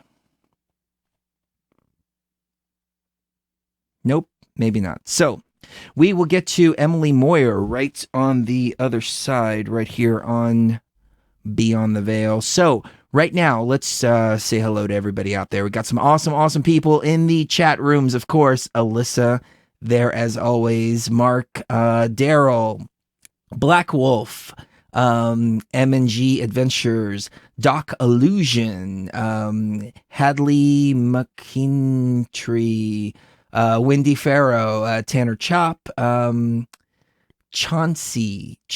I remember that name Chauncey from somewhere. Is that from like Happy Days or something? Chauncey. I think so. Okay. Johanna, Ramon, Dark Star AZ, Tanner Chop, Lucid something. I just passed it up. Lucid Monkey. Lucid Monkey. That's cute. Chad Allen, many more. Enterprise, Omar is, of course, joining us. Borpheus, I haven't seen Borpheus in a while. I think he's still hanging out. Viviana and Robbie and Carmela. Oh, Carmela's back with us. Welcome back, hi, Carmela. Welcome back. And Jexy, of course, and many more on YouTube. Tom and the BMF and Glowbusters was in the house earlier too. So much love to everybody out there. We love you guys and gals for sure. And Facebook, we've got Nancy Lalonde, Nick Zervos, Jennifer Nielsen, Lucky, of course, Formless Ethereal Art, Tess Love, and Katarina Love. And Nick Zervos, who never likes our posts, but he's always in the house. So, he's always in the house. But yes, those are who shared our video tonight. So shared our broadcast. Blair Bierman, DL Mullen, and Eugene, of course, Jason Wisdom, and welcome back, Jason Wisdom. We actually received a really good message from him earlier. Randy Jones, Laura Bruce, Neil Adams, Maria Potts, Kylie Tercy, Sophia Fontan, Lou Ann Hoffman, Pamela Holdel, Vincent Ross, Eric Lewis, Brad Olson. Hey, Brad, how you doing? Brad Olson. We need to have him back on. Yeah, we do. Yeah. We definitely do. Teresa De La Vega, Matthew Cubas, and Jennifer Santel, Art Campos, Tess Love, Suska Morris, Beverly Pennell, Joe Avina, Andy Hunter, Rodney Goff, Michelle Hatcher, Carrie Niesel, Kathy Watts, Christina Clark, Mason Ramsey, Jimmy XIC, Amanda Hetlett, Sehar, Dan the producer, Drone says we're snubbing the real TFR chatters. Oh, we're not at all. Anybody. We're going to get to those. We're saving the best for last, man. Yeah. We'll be right back. We're building up to that. Right. Hello YouTube, I hope you're well. Spotlight is on Truth Frequency Radio. You've got this guy, Chris Geo, and his sidekick, Sheree Geo. They're obviously both practicing New Age shaman. Then you've got Satanic Kev Baker with his 666 hand sign logo. Then you've got Frank Castle with his skull t-shirt. Nice one, mate. In the first sentence of their mission statement, they actually reveal to you they're actually engaged in trying to expand the consciousness of humanity by shining the light into the darkness.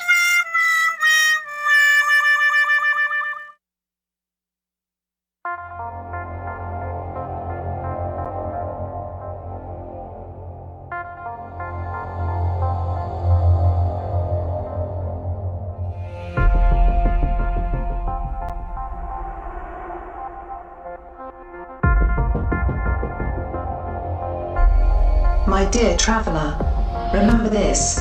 Whatever plane our consciousness may be acting in, both we and the things belonging to the plane are, for the time being, are only realities.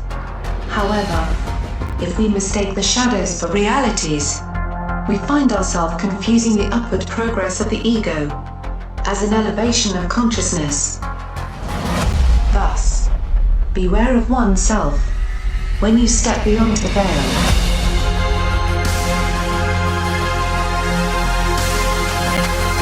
All right, now the moment you have been waiting for.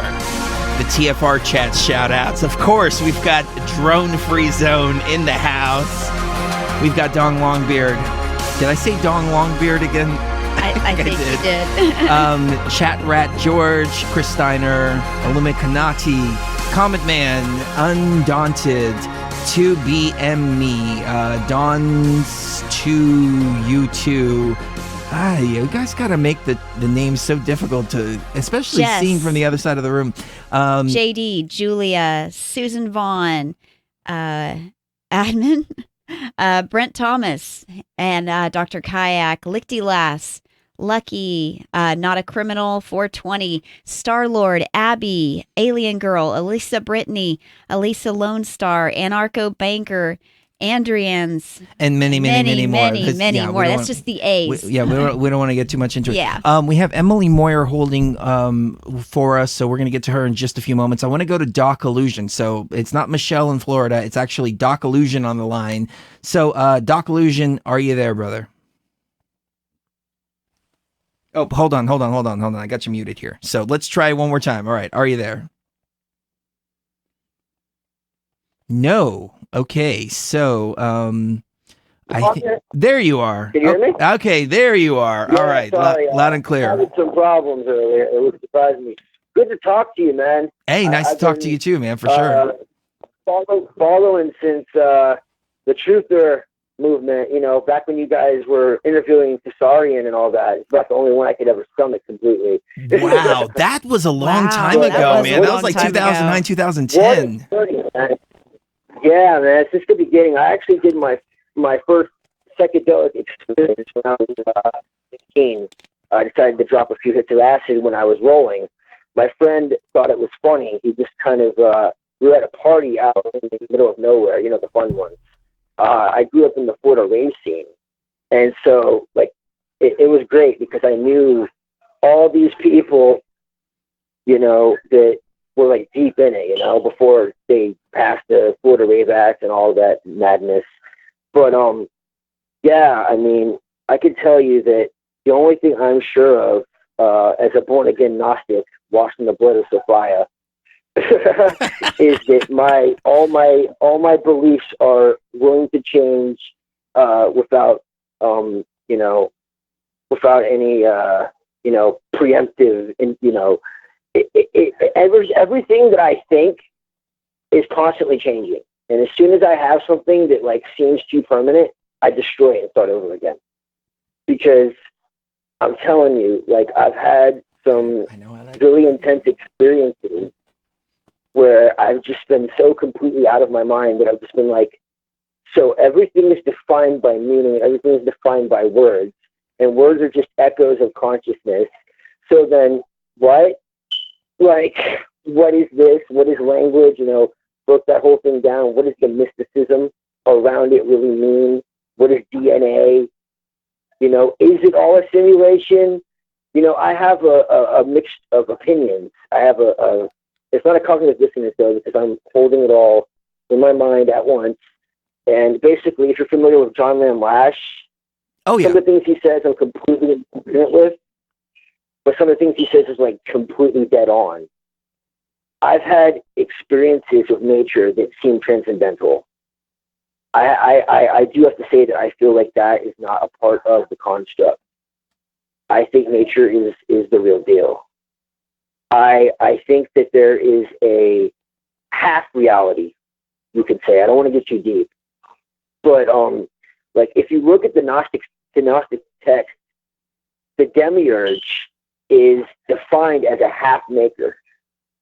Now that to me is incredibly interesting, because from my gnosis and from my experiences, I did DMT twice. Never got to do ayahuasca, but I did DMT twice. And one, it was like you guys say, where everything was just like, this total mind fuck, where it was just this total, like the shape shifting, elves, like it talks about, like the geometric shapes, like kind of morphing into each other and all that, and like the the hyperspace and all that. But then another part where it was just like nature was like alive, like they say. And what I find so interesting is in the Nag Hammadi, it doesn't say that Sophia is the goddess of the earth. It says she became the earth. And then you have like on the origin of the world and all that, it talks about source, the unknowable, unnameable, indescribable, it's on and on and on and on and on. And it's like, okay, well, this might be a little strange, but here it goes. This is like one of the most esoteric, deep concepts that I've come across into my own. What if there is like gatekeepers? Okay? Oh, just hold on with me for a second. What if there's like gatekeepers? And there's like these higher realities, okay? And like we have a map, okay? I'll use an analogy of a map, okay? And like let's say like the Garden of Eden story, which we know is BS, but let's look at it from a different view. You have Lucifer, right, or the snake, which really is the good person. But again, just for the sake of argument. And it knows everything, right? It wants you to be like God. It wants you to have all the knowledge. But what if what it's showing you is the schemata, is the matrix, is all the coordinates for that 3D reality? And so it locks you here. And what if that's what the powers that are not, the Illuminati or what have you, that's what they do. They're following the program of this, this level. But above that are higher levels. And maybe that's why they don't want to leave, because then their control breaks down. And then what if there's another level above that, and then there's entities that follow other entities? You know what I'm saying?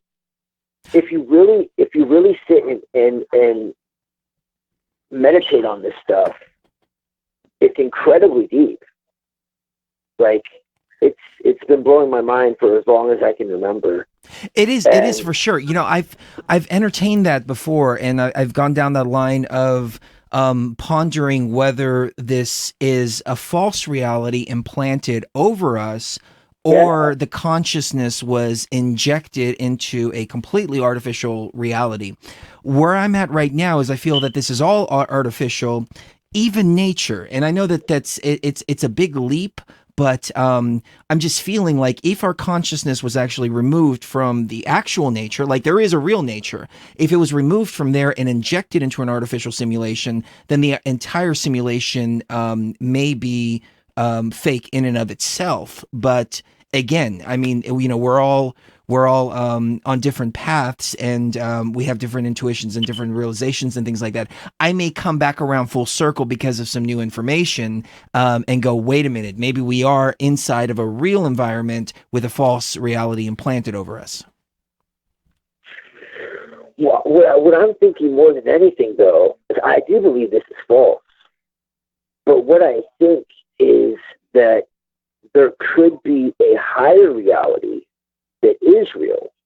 And this is like the dream. This is like a projection of that. So it's a incomplete picture.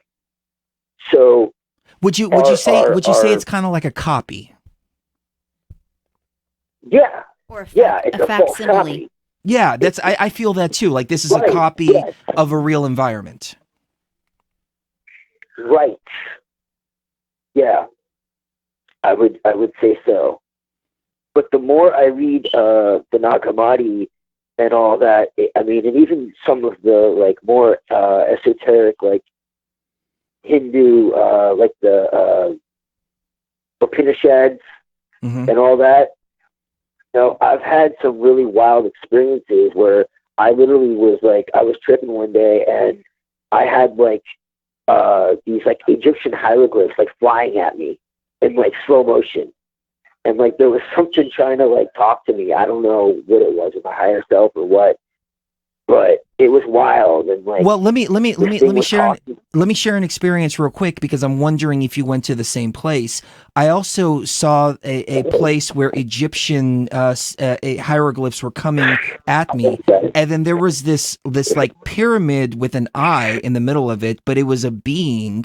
And it was trying to talk to me, and it was sitting kind of like on top of kind of a Mayan type temple. Was it anything like that? Yes. Whoa. Yes. That's okay. Well, I came back from that experience, and Sheree said, "You're explaining what Terrence called the God mind, the Godhead." So I think we're actually going to a place that is actually, exists in one form or another, whether it exists within the simulation or not, but it's an actual point in hyperspace, an actual geographic location in hyperspace, if we're seeing the same thing, you, I, Terrence, etc. Mm-hmm. Whoa. That's really interesting. Well, see, what I wonder is, do you believe that we can see beyond, completely beyond this matrix? Or do you think we're completely trapped within it no matter what? That's the question that I have. Is it possible to transcend this matrix completely at any time? I think it is. I slipped out of the matrix on one occasion, and I didn't do it consciously. It was by accident, by subconscious will, perhaps. I don't know how I achieved this, but I was able to stand outside, which is when I actually saw the artificial intelligence, and I saw the entire bubble that we live in. And this artificial intelligence was basically projecting literally everything, including a divine code, up into this reality. But where the AI actually exists is, in my opinion, the real world, but it's a machine, and we're living inside of the projection that the AI is projecting upon us. Right.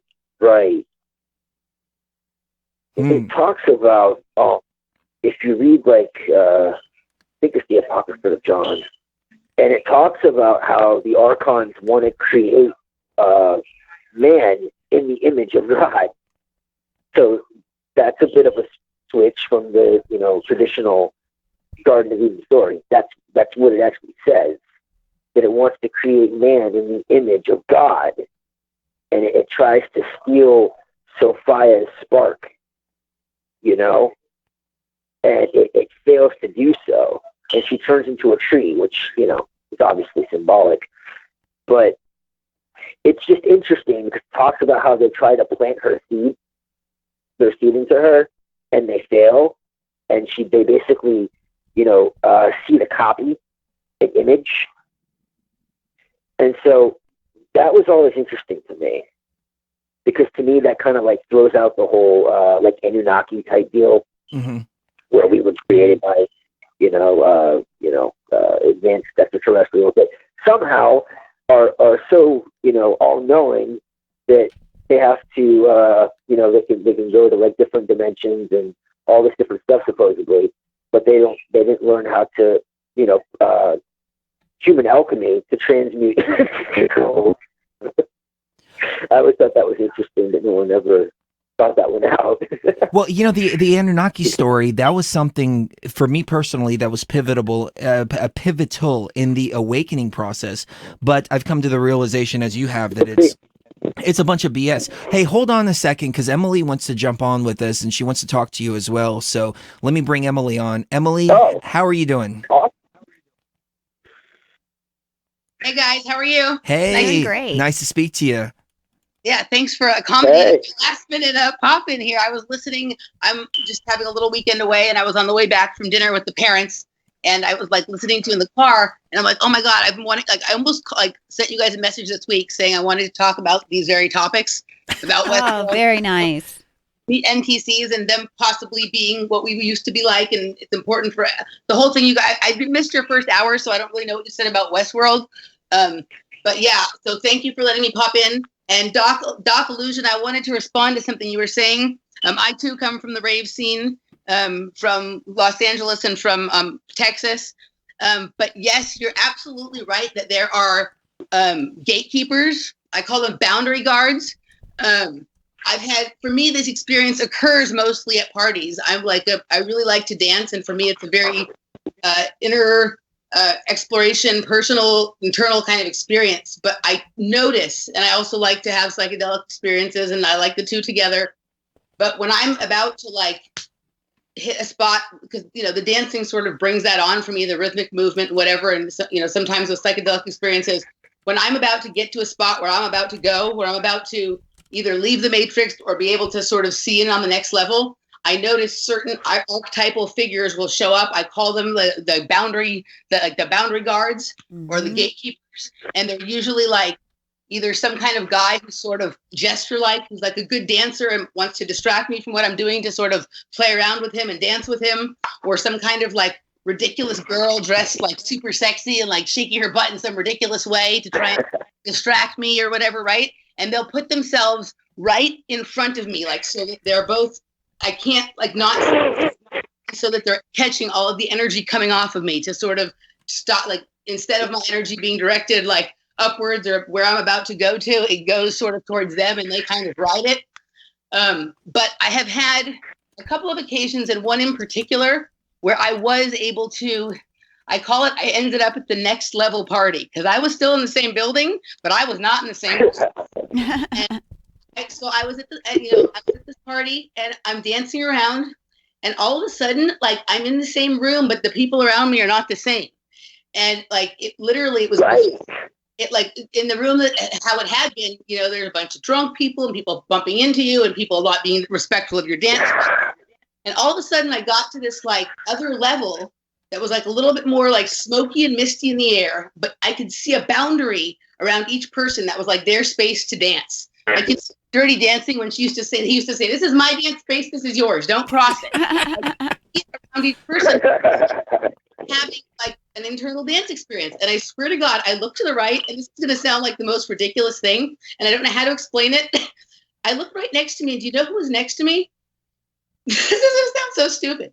Matt Taibbi. Do you guys know who Matt Taibbi is? No. He's a journalist for Rolling Stone, and he has written, so he's one of these guys that kind of classify Glenn Greenwald or Jeremy Scahill, where they do some shit that's really good, and then you're oh, some shit is so left bullshit or fucking cabal bullshit, but some of their shit's really good. And he wrote the article for Rolling Stone where he talked about the banking system was like the vampire squid sitting on top of humanity, sucking the life out of it, right? Ah, yes. I'm familiar with that article. Okay. So he's literally right next to me, and he's an amazing dancer. He's popping and shit like that, and I'm what's going on here, right? And everybody there was it was cool. It was all these people who were just doing their own dance, literally. It was I don't know. It was really interesting. It was each person having their own artistic space and their own thing, and total respect for each other's boundaries and whatever. I have been there. Yeah, and then what would happen? Everything you said. Yeah. So what would happen to bring what would bring me back down to the lower level or the reality level was I would think about my friend Jason, who I was there with, and if I thought about him, it would take me back to zoom me right back down to regular reality.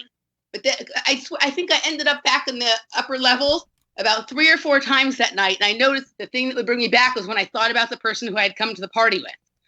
And if I sort of walked in a certain direction in the room, did you guys ever watch the TV show Fringe? No, people have been assigning us homework to watch, and that's one that's on the list, but we've never got around to watching it. Yeah, it's wild, dude. When Walter goes into the pocket universe, or when they go into the pocket universe, they have to do like this weird combination of steps that includes like stepping diagonally, and then they go into the pocket universe. And it was almost like that when I walked in like a diagonal step across the room, or when I thought of my friend Jason, or maybe it was when I did the two things together, then it would take me back down to the regular party.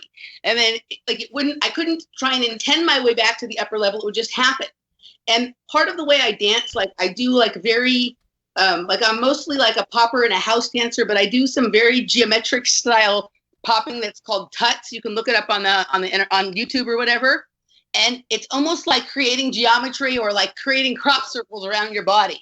So I don't know if by creating like some kind of sigil around my body, it opens up a gate, and that would let me get up.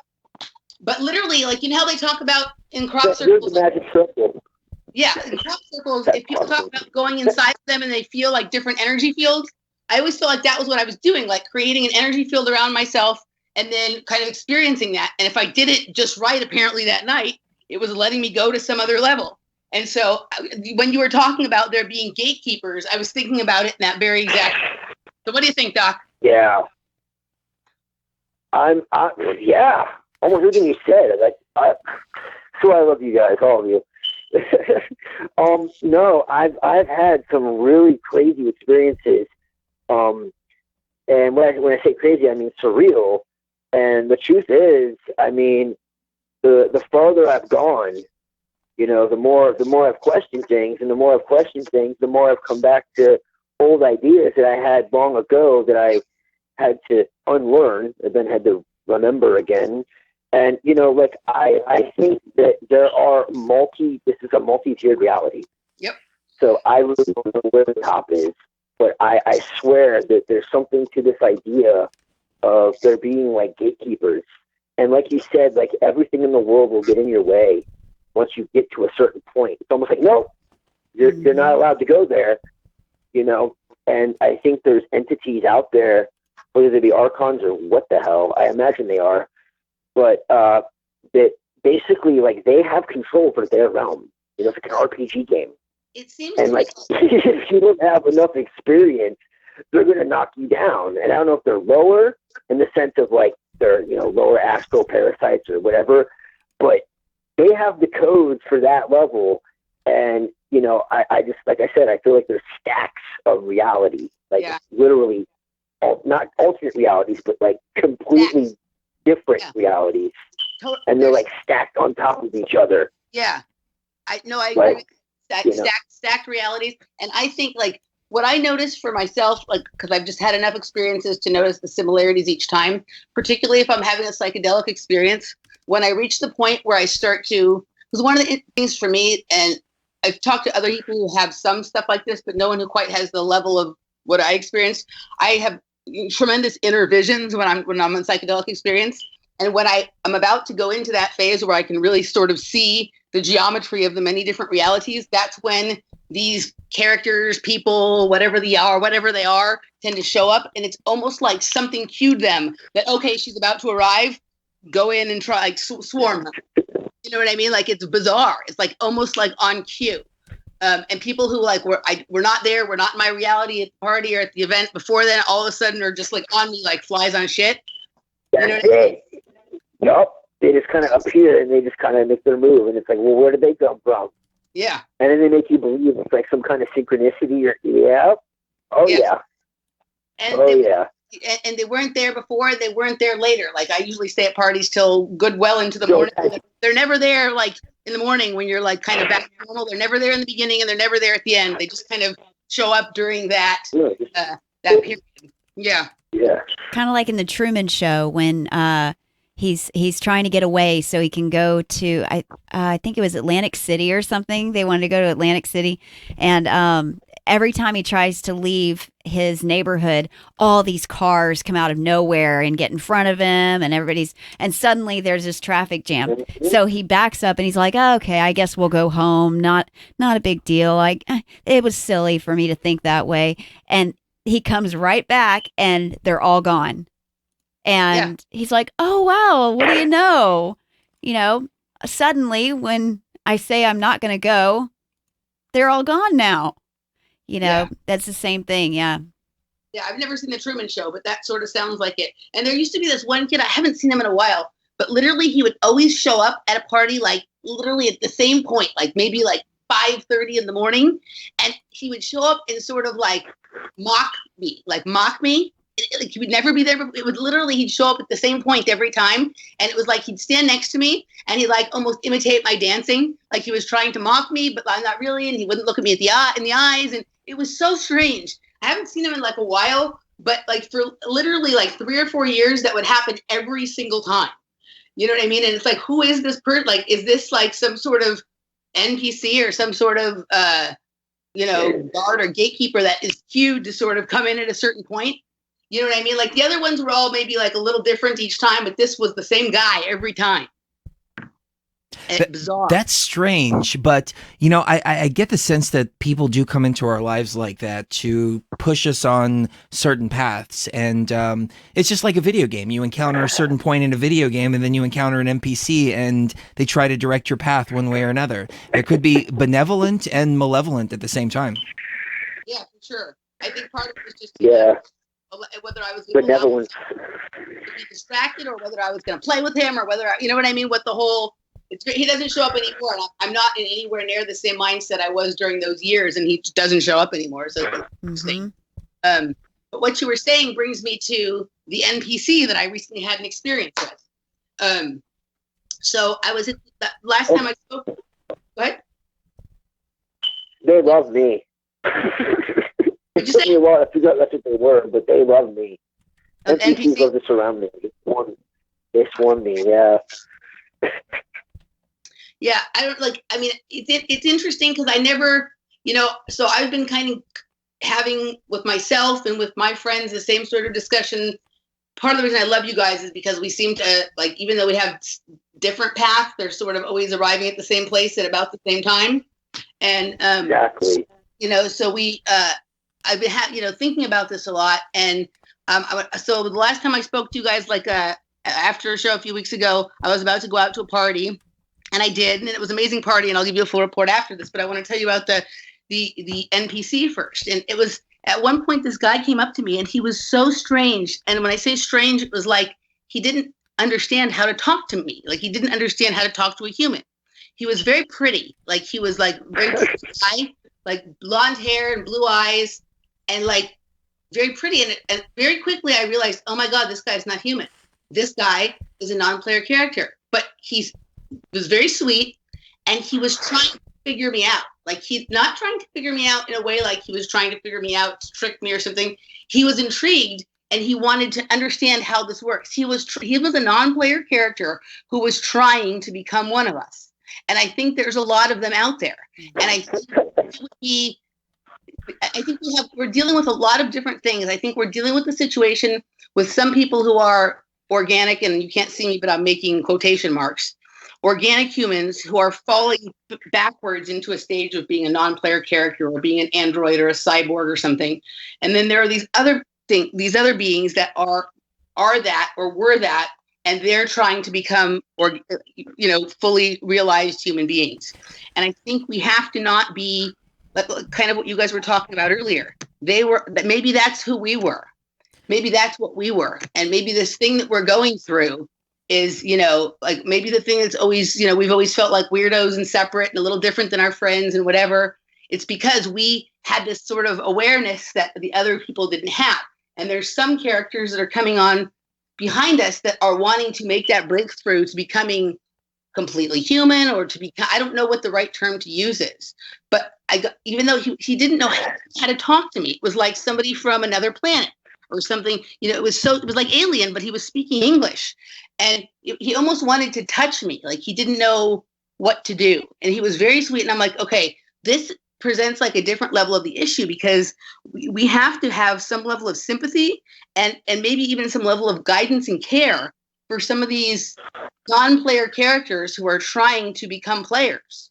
and trying earnestly. What do you guys think about that? That's pretty interesting because that's what we were actually talking about in the first hour about Westworld and how the NPCs in that particular film seem to be the ones that were waking up to their consciousness and sentience. And, I wonder what exactly is going on here. I know that they're trying to merge organic consciousness with machines on the physical as well as the spiritual level, but on the physical, so as above, so below, we can apply these principles to the spiritual realm. But I wonder if some of these may not necessarily be NPCs, but rather organic consciousness in and of itself that is waking up from an NPC-like state. Because if you look back at our rave days, for example, I mean, the early rave days, at least I'm speaking personally, when I was like 17 years old, I had no idea of any of this. I mean, I was pretty much playing out the NPC program there. And then when we got into rap music as well, I mean, that's a whole nother mind control program in and of itself. Antisocial, et cetera, and it's all based to keep you inside of this matrix and create prisoners inside of a prison itself. So, what do you think about that, Emily? Do you think it could have been somebody with a real consciousness that's waking up, or do you think the NPCs are becoming sentient? I think there's probably both. There's probably some of each. I mean, for my own self, the whole time, like with me, the whole rave thing, I wasn't doing not NP. Like literally within the first 6 months that I ever started going to parties, it became a highly internal self-exploration and connection to something that seemed to be outside of myself, but still myself kind of. But I was very aware that generally I was probably the only one in the room having that experience. I could see the difference between myself and the other people. Sometimes I would see that there would be another one like me, and we would rarely talk, but our eyes would lock for a second with that feeling of like, you see what I see, we know what's going on here. I think that like somehow, like it's bizarre. This music and these frequencies, for some people, it puts them into a trance. It puts them into a coma. It sends them to sleep. Like I literally know people, and some of them are very talented musicians and people who do, the visuals and audio engineering and stuff like that, who literally, because of this music, are tending into transhumanism. Okay, they are merging themselves with the machine. And then I know a few other people like yourself who these frequencies have reminded me of who I was and have brought me into a higher level of, do we call it like true conscience or true sentience or raw consciousness or organic humanity or whatever it is. So I don't know. There's something very interesting about these frequencies, and they're absolutely weaponized, and it's like really just like one hair over from whether it's damaging to you or whether it's helping you. And I think part of whether it damages you or helps you is if whether or not you're aware of what it is.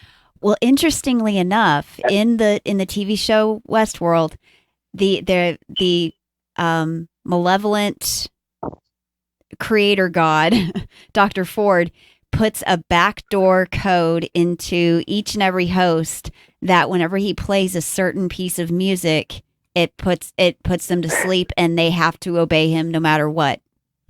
Interesting. Mm-hmm. I that's that reminds me of Dark City. You guys ever see Dark City? Oh yeah. Yeah. I haven't. That's really good too. The premise of Dark City, it's very similar to the Matrix. Well, kind of, but basically every single night everything changes and the consciousness is transferred from one role to another. So you could be a doctor one day and then you wake up the next day and you're actually in the role of the patient, for example. So it gets deeper than that. I don't want to say too much because I don't want to spoil it, but it's pretty interesting. Real quickly on Westworld, because I didn't get to hear you guys' first hour because I was in dinner, but Westworld is interesting. I've never been able to get past, I think I'm into the third episode, and literally I've never been able to get past that because when I watch that, it brings up so many memories for me. It does something to my, it's a real, I really am going to push myself to watch it, but there's so many, it brings up so much stuff for me just from the project program kind of things that like, literally I can watch almost any show, but that one, like I can almost not look at it straight on. I have to like look out of the corner of my eye. But aside from that, when I first saw that show, I knew immediately what Burning Man was. Burning Man is Westworld. Okay, so if you look at Burning Man is out there in the middle of the desert on government land, right? All those people come there.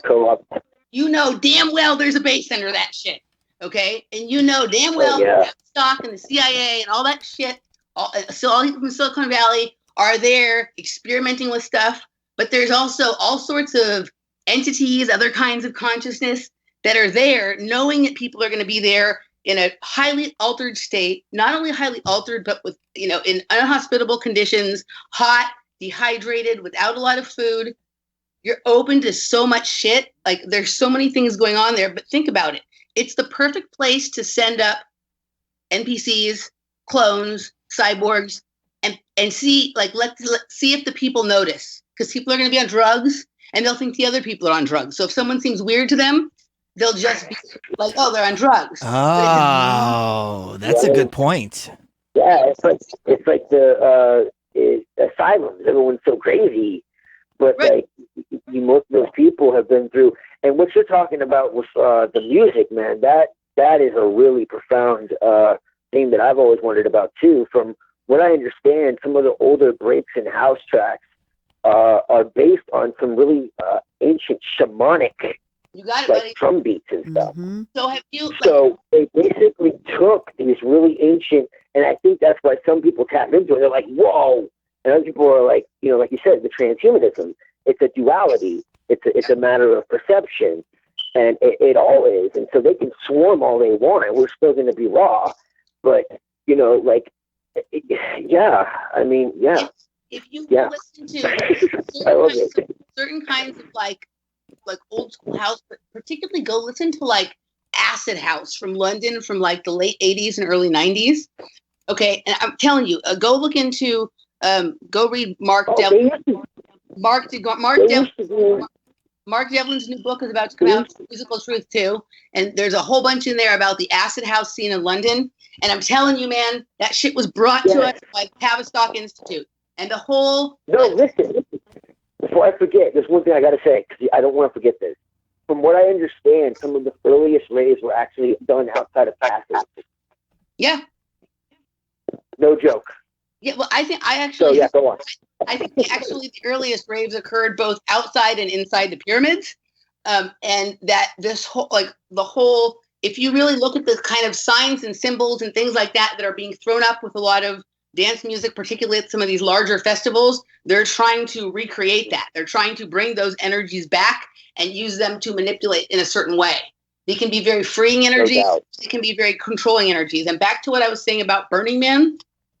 So think all that experimentation can go on. The theme this year at Burning Man was masks, right? It's fucking 200 degrees out there. Why would anybody want to wear a mask? If somebody has a mask on, you can't really see their eyes. So you wouldn't be able to tell the difference between who's actually sentient and who's actually human and who isn't. You know what the theme is going to be this year? iRobot. No. Oh, God. They're telling us. So a week after Burning Man happened this year, Randy and I did a podcast about it. We were talking about it because, there was a kid who actually ran into the fire, ran into the Burning Man, and became the Burning Man this year. And we were talking about all this stuff, and I was talking about how I knew that when I first saw Westworld, I'm like, Burning Man is Westworld. Somebody went and got. I was talking about how it's interesting to look at the pictures of Burning Man from above. Somebody went and got there's a couple different insignias for Westworld. The symbol for Westworld looks exactly like what Burning Man looks like from the aerial photos. It's like a symbol. It's like a certain kind of sigil. It's a certain kind of sigil. I'm telling you, literally, that's what it is. Like, I'm not being metaphorical or cute or anything like that. Burning Man is Westworld. They use sigils for everything. Yep. Because what they do is they steal all the ancient knowledge, kill the people with it, call them demons, and then, utilize it for their own machinations. Yep. Wow. That is, I'm looking at the symbol now. I've got it up on the screen, and it looks exactly like the Westworld symbol. Mm-hmm. Yep. I never thought about that, but I've always been apprehensive about going to Burning Man. I mean, it's something about sand all over me while I'm tripping my balls off doesn't really sound appealing. Yeah, I've always wanted to go because I think a lot of things there I'd love, but I also intuitively understand, particularly with my background, that I can't go there. It's not safe for me. You know what I mean? Like, especially with the shit that I'm doing now and the shit that I'm talking about. You know, like I know there's a lot of music and art that I really like there, but I know what it is. It's kind of like, you know, yeah, I just, you know what I mean? Like I don't know if I want to participate in that experiment. Like some of these other experiments I participated in, I was already involved in before I realized it. This one I know beforehand, so I just don't know if I want to, you know what I mean? I don't know if I want to participate. Well, one thing that I've noticed about Westworld that I'm going to mention now, because if I don't, I'll forget. But they actually, the gods at on the board of directors literally call for a blood sacrifice. They have to have a blood sacrifice of what they think is an organic consciousness in order to keep the part going. Wow. Yeah.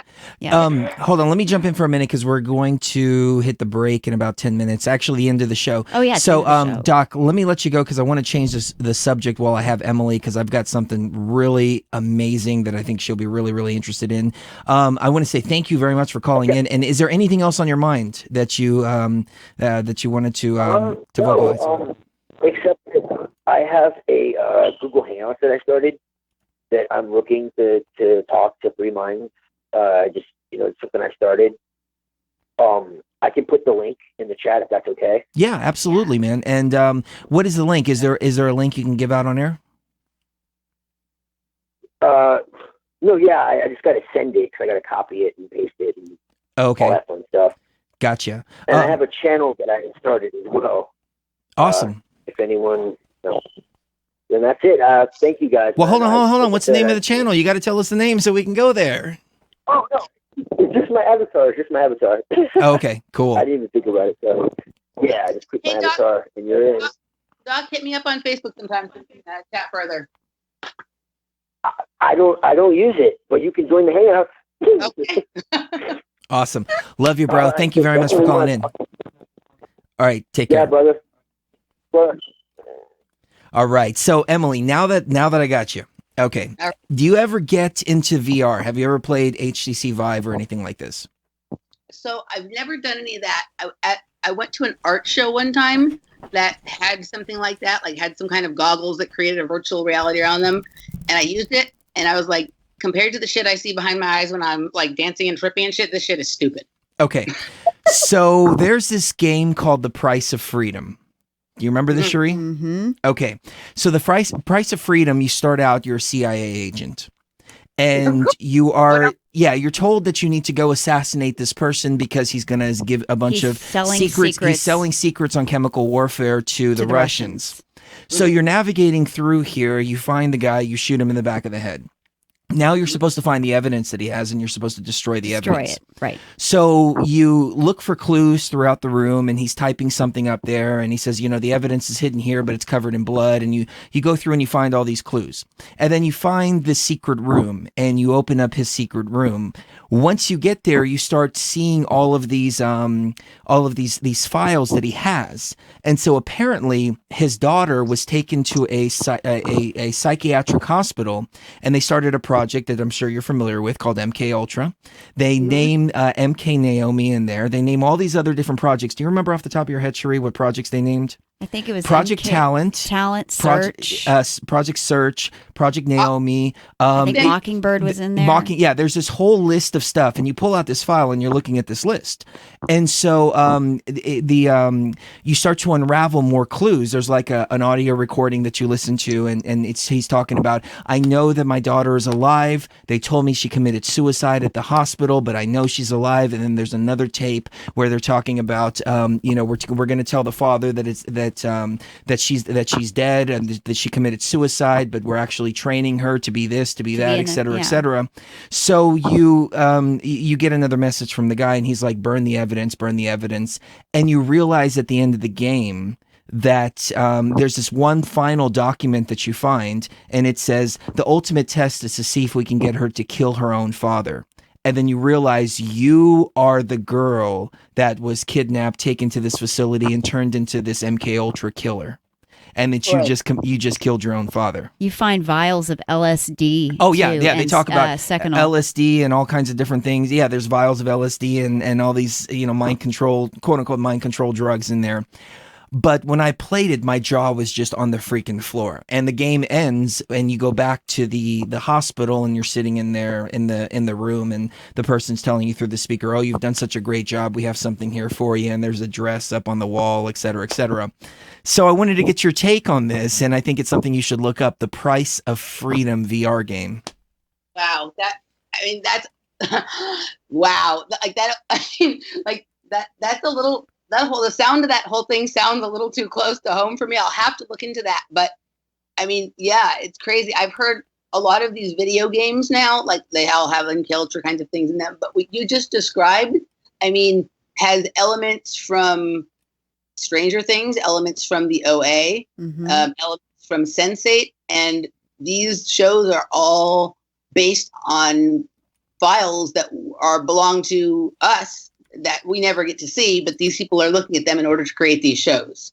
And obviously in order to create these virtual reality experiences and whatnot. Wow. Yeah. No, I've never played a virtual reality game. I just had those one experience with the goggles.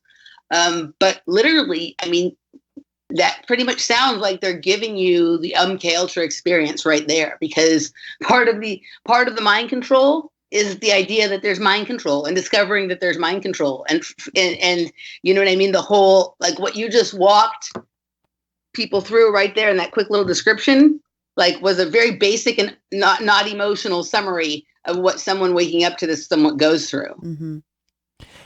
Right. I've got it up on the screen now. He's holding a bottle of Truth Serum. Truth Serum. Now he's holding up a bottle of LSD. And he's got the documents in his hand, and he's reading through the documents, et cetera, et cetera. So I just thought I thought it was an interesting experience, because it's everything you've talked about. I mean, it's down to even the names of the projects. So I'm looking at that, what you're showing on screen right now, and literally it looks like a document I found in some papers of my mother's. I know. Like, yeah. Even the print on there. Like, this isn't something I've talked about too seriously publicly yet, but at some point I will.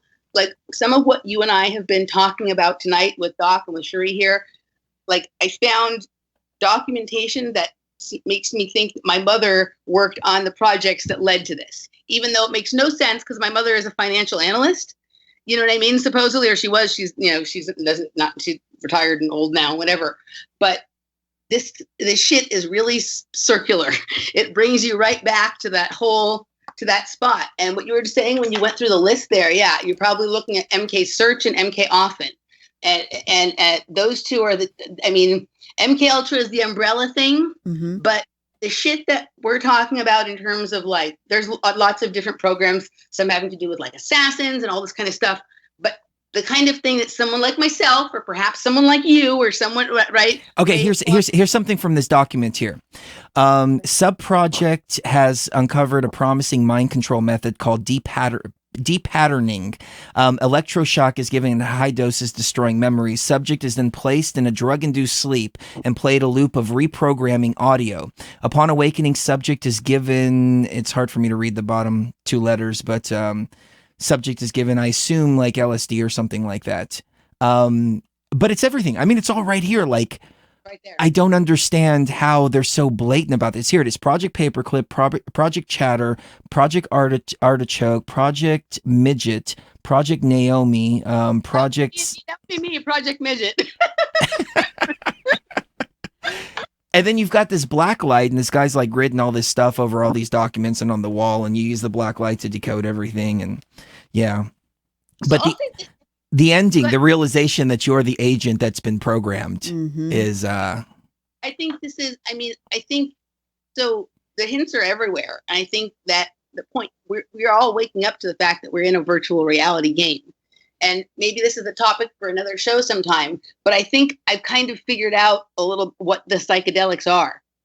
And, this would be a long conversation. And actually, you guys are exactly the ones I want to have it with. I haven't really had the conversation with just one friend of mine, but yeah, I think,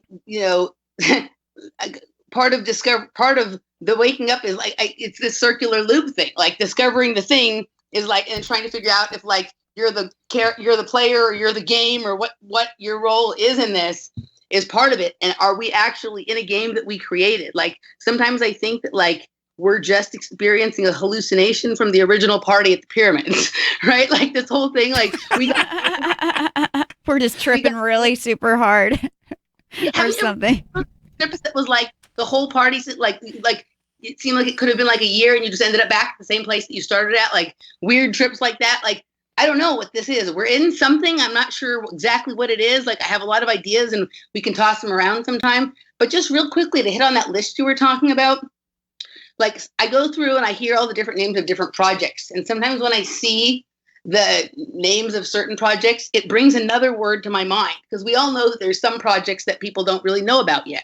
And one that always pops up for me, that always comes in my head when I hear people talk about search and often, is something that I think is called MK Option. If there's anybody out there who's ever heard of something called MK Option or knows anything about it, I'd love to hear about it, but it's something I have an intuitive feeling about.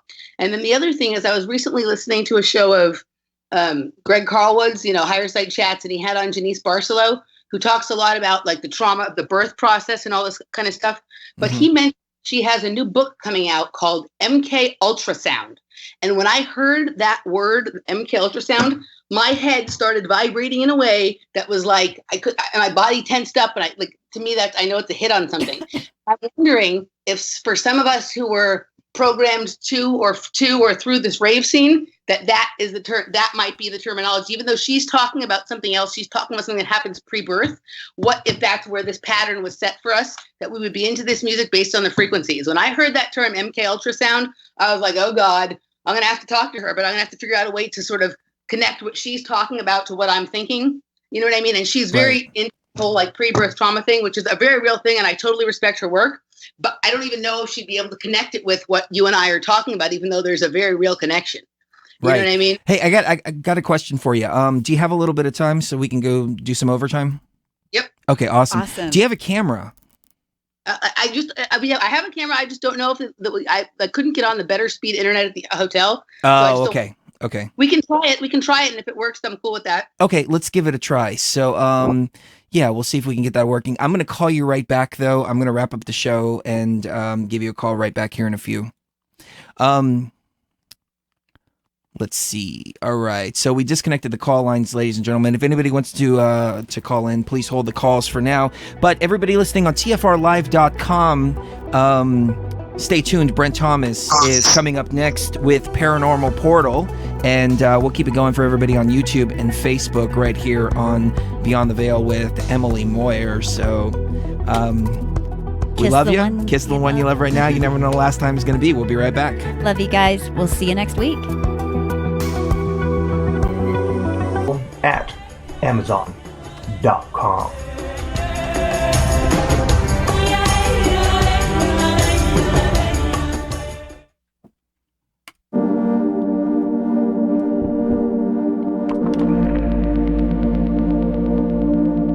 My dear traveler, you are a divine being, an all-powerful creator. And within you dwells infinite wisdom. All that is left is to step beyond the veil. I don't know how you guys and gals manage to get us to do overtime every single time. It must be like some psychic, energetic force coming from the listeners out there. Like, we'll do overtime. I bet you it's led by Morpheus.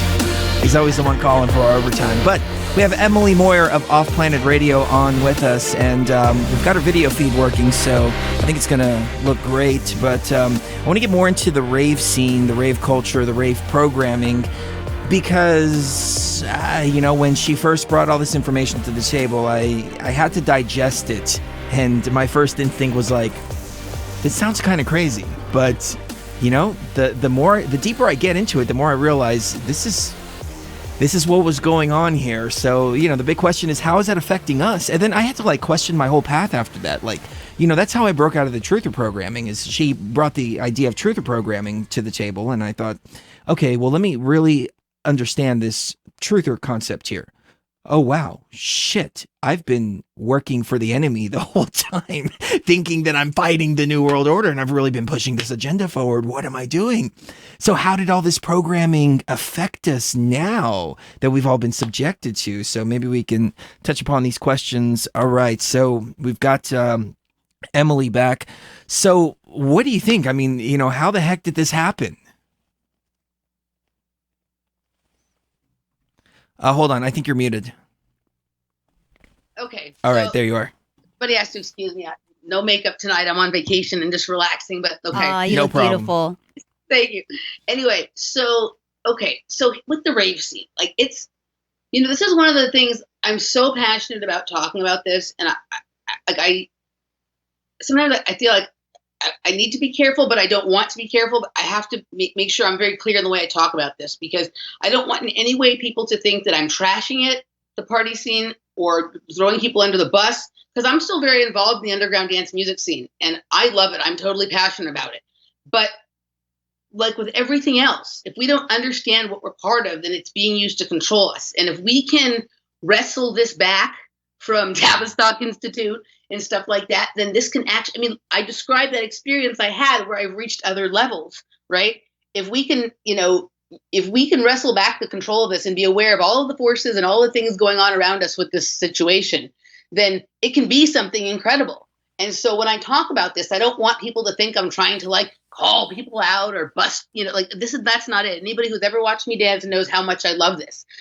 I just think that like when we are completely aware of who we are, what is going on, and what we're involved in, that's when we have the most power and most ability to make the best use of it for the forward progress of ourselves and the people around us. And so that is my intent with talking about this. It's not just to like talk shit and say that everything's a mind control program and whatever, because they don't waste time creating a mind control program around something if that thing doesn't have the potential to be very powerful, right? If it's just some stupid, silly nonsense, they'll just let it happen because they want people to be, you know what I mean? So that's why I talk about this. So with the rave scene and with the music, I think it's basically,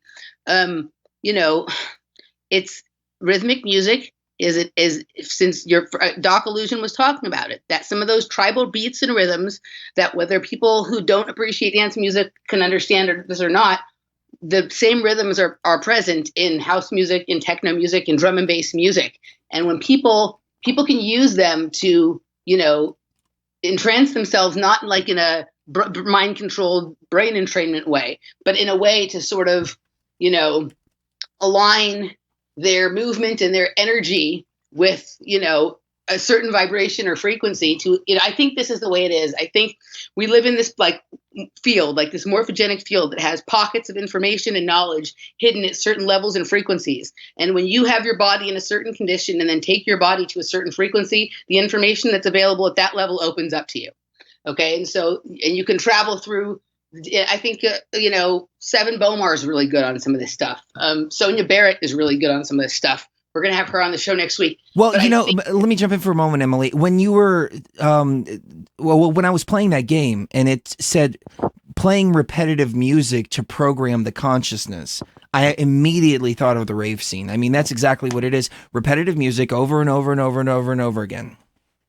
Yeah. So I think that when I was talking about Ginny Sparcelo and this idea of MK ultrasound, I think I think what she's talking about is that children have been damaged and mind control has started in the womb with some of these ultrasound machines, which must create a frequency that is like a monotonous tone. And I think that maybe some of us who had some of these experiences, whether, in pre-birth trauma or in childhood, then are attracted to that music. In some ways, it's almost like a Stockholm syndrome, right? Like we're attracted to the thing that was used to entrap us or to cage us or whatever, right? Like you love. Interesting. Right? But I think there's something about it that doesn't, like, I think that you can't, there's no, like, a frequency is just a frequency, and it can be just like anything else. Like technology can be used to free or to enslave. You know what I mean? And same thing with frequencies. I think natural frequencies are one of the earliest forms of technology. Okay. And I think that like some of the things that they're trying to do it works for a period of time, but for some people with certain kinds of spirits or energies, it doesn't necessarily work, right? And I think it only works at certain, we all know that about the conspiracy with the music at 440 instead of 432.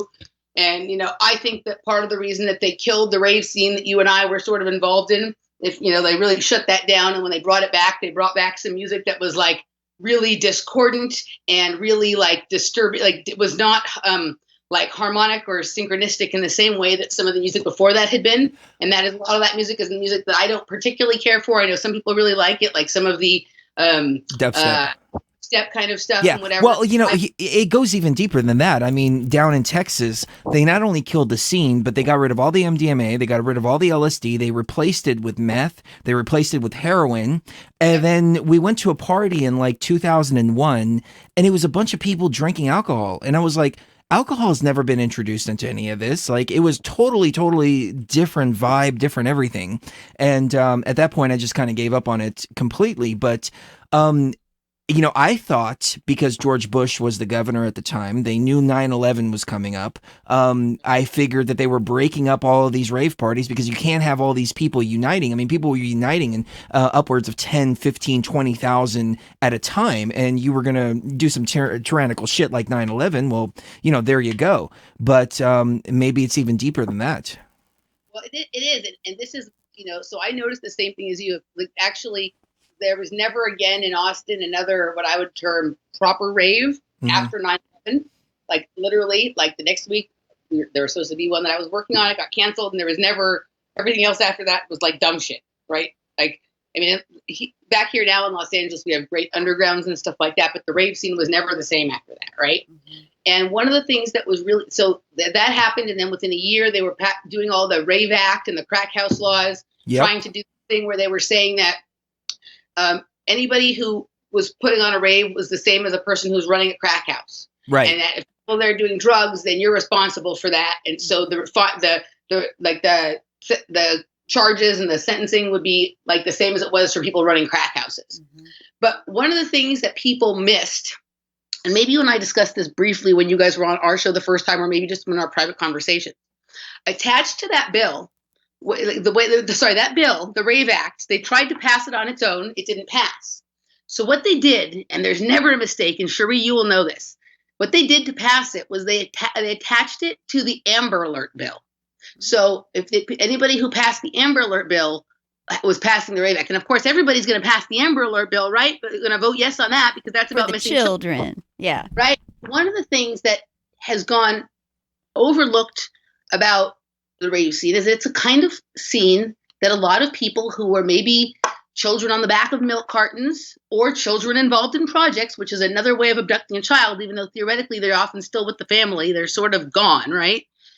A lot of them find their way to the rave scene. Also, there's been a lot of kids gone missing from parties, right? Mm-hmm. It's not a mistake that they attach those two. There's like some kind of underneath hidden code. And of course, we now know about Amber Alert and Laura Silsby and her connection to stealing children from Haiti and all that kind of stuff, right?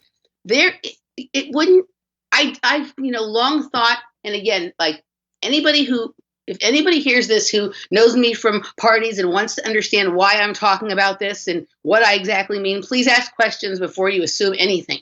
But just like there's a large business of child trafficking around professional sports, I'm going to go out and say that there's the same thing around concerts, but also some of these kinds of musical events.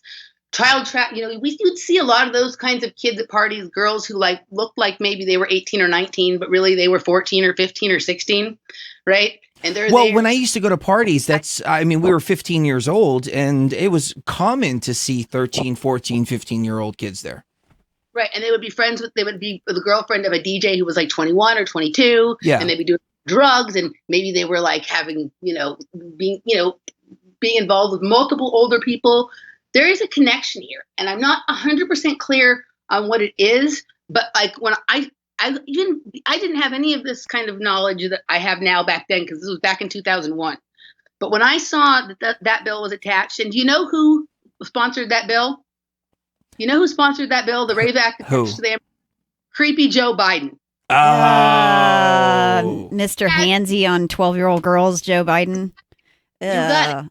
shit is never a mistake. And I don't know, Sheree, because you're like a researcher and you're even more extreme than me in this, like multiple files in your brain, cross-referencing everything all the time. Because of the programming they raised me with.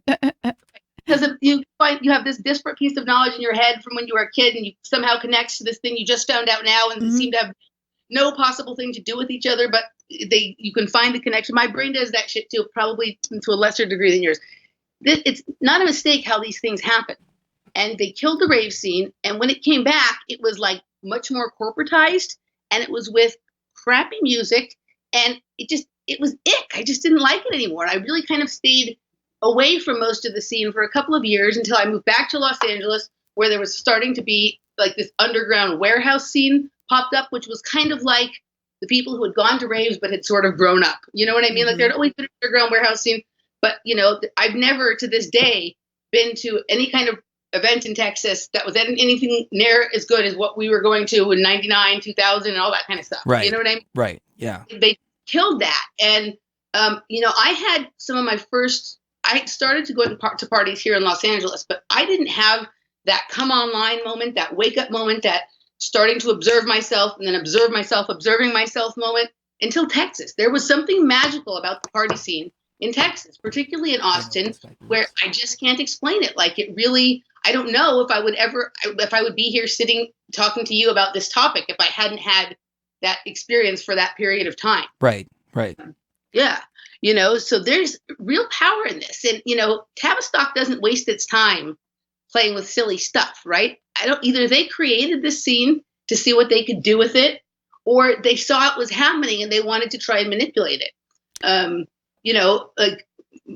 Mark Devlin is really good on this. His new book is going to come out in the next couple of months.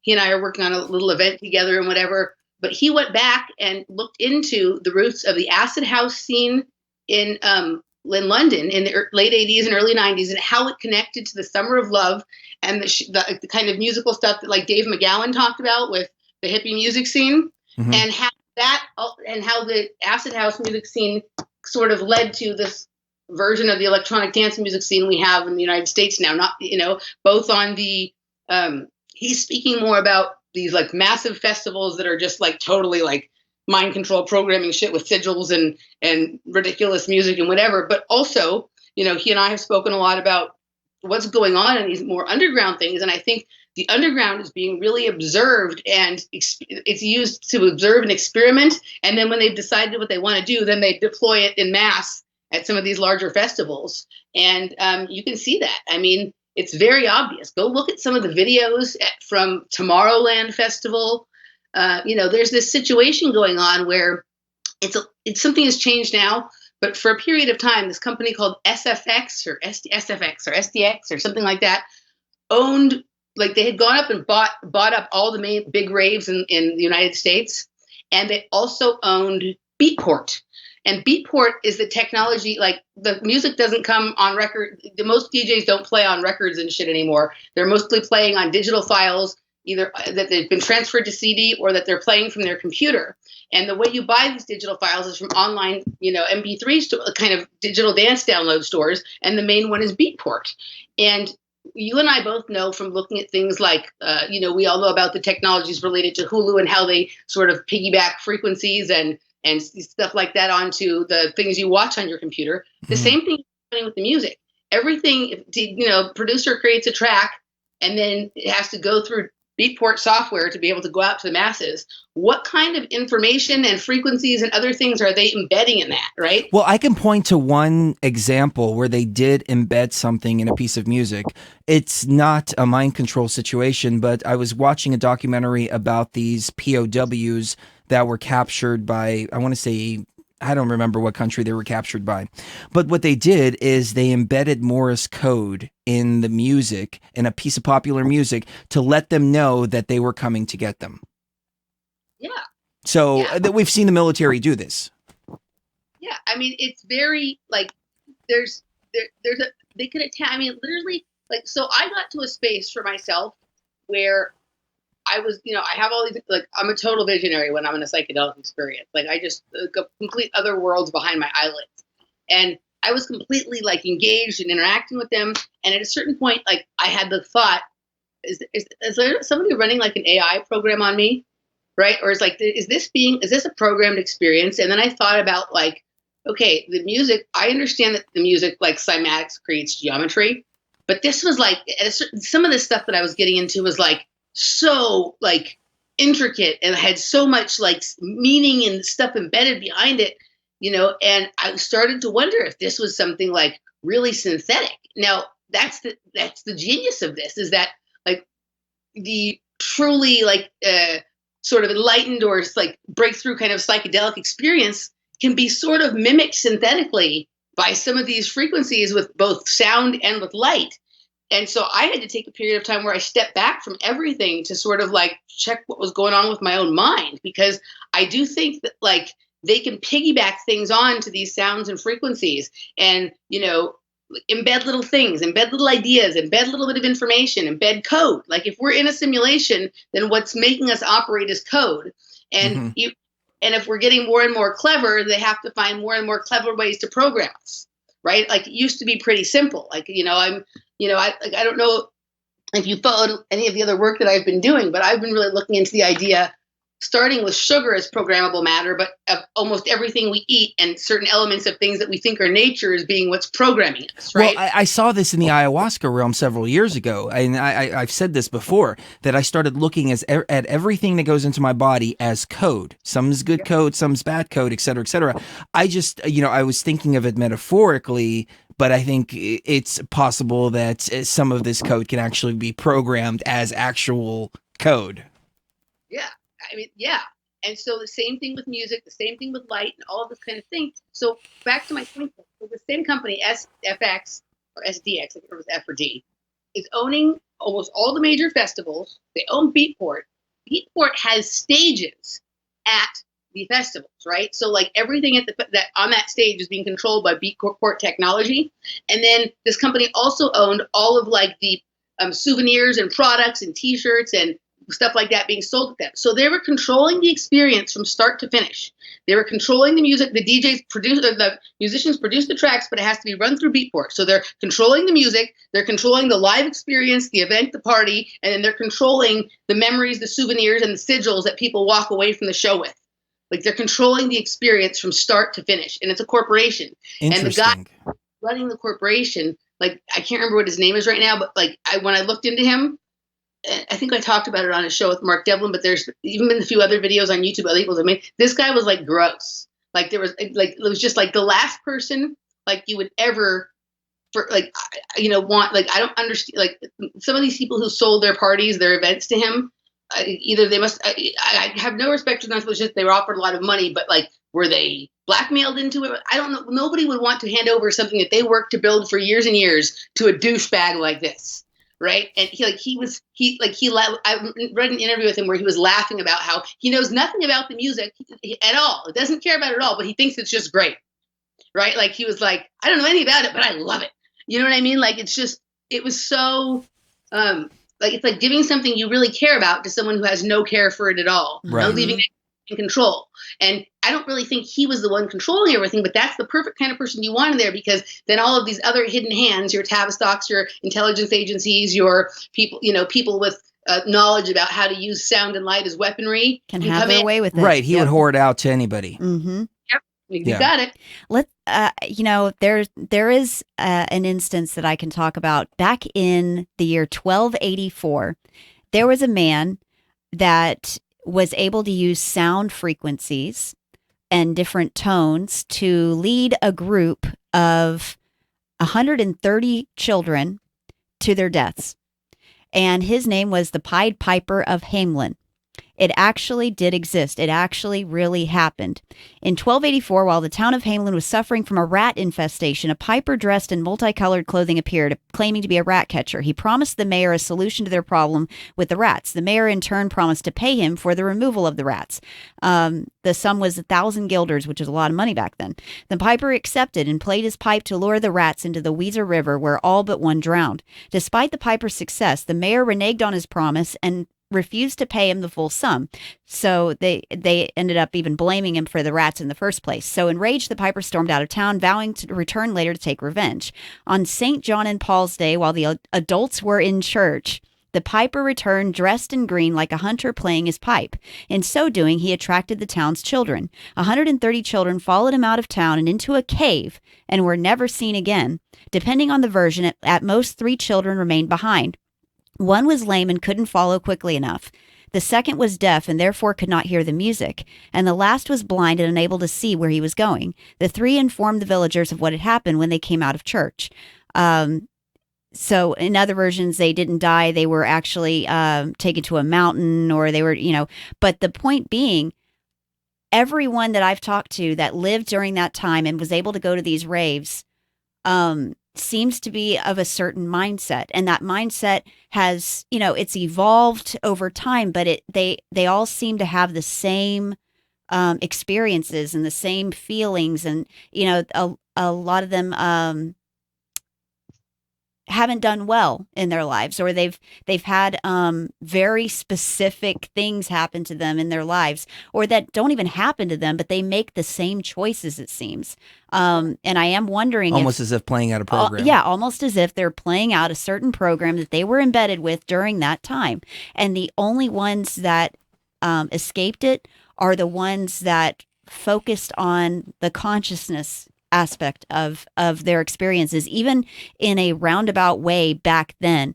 I noticed a lot of Chris's music, it focuses on it really does focus on consciousness in a roundabout way. It focuses on being the alpha and the omega yourself, instead of giving that title over to a greater deity.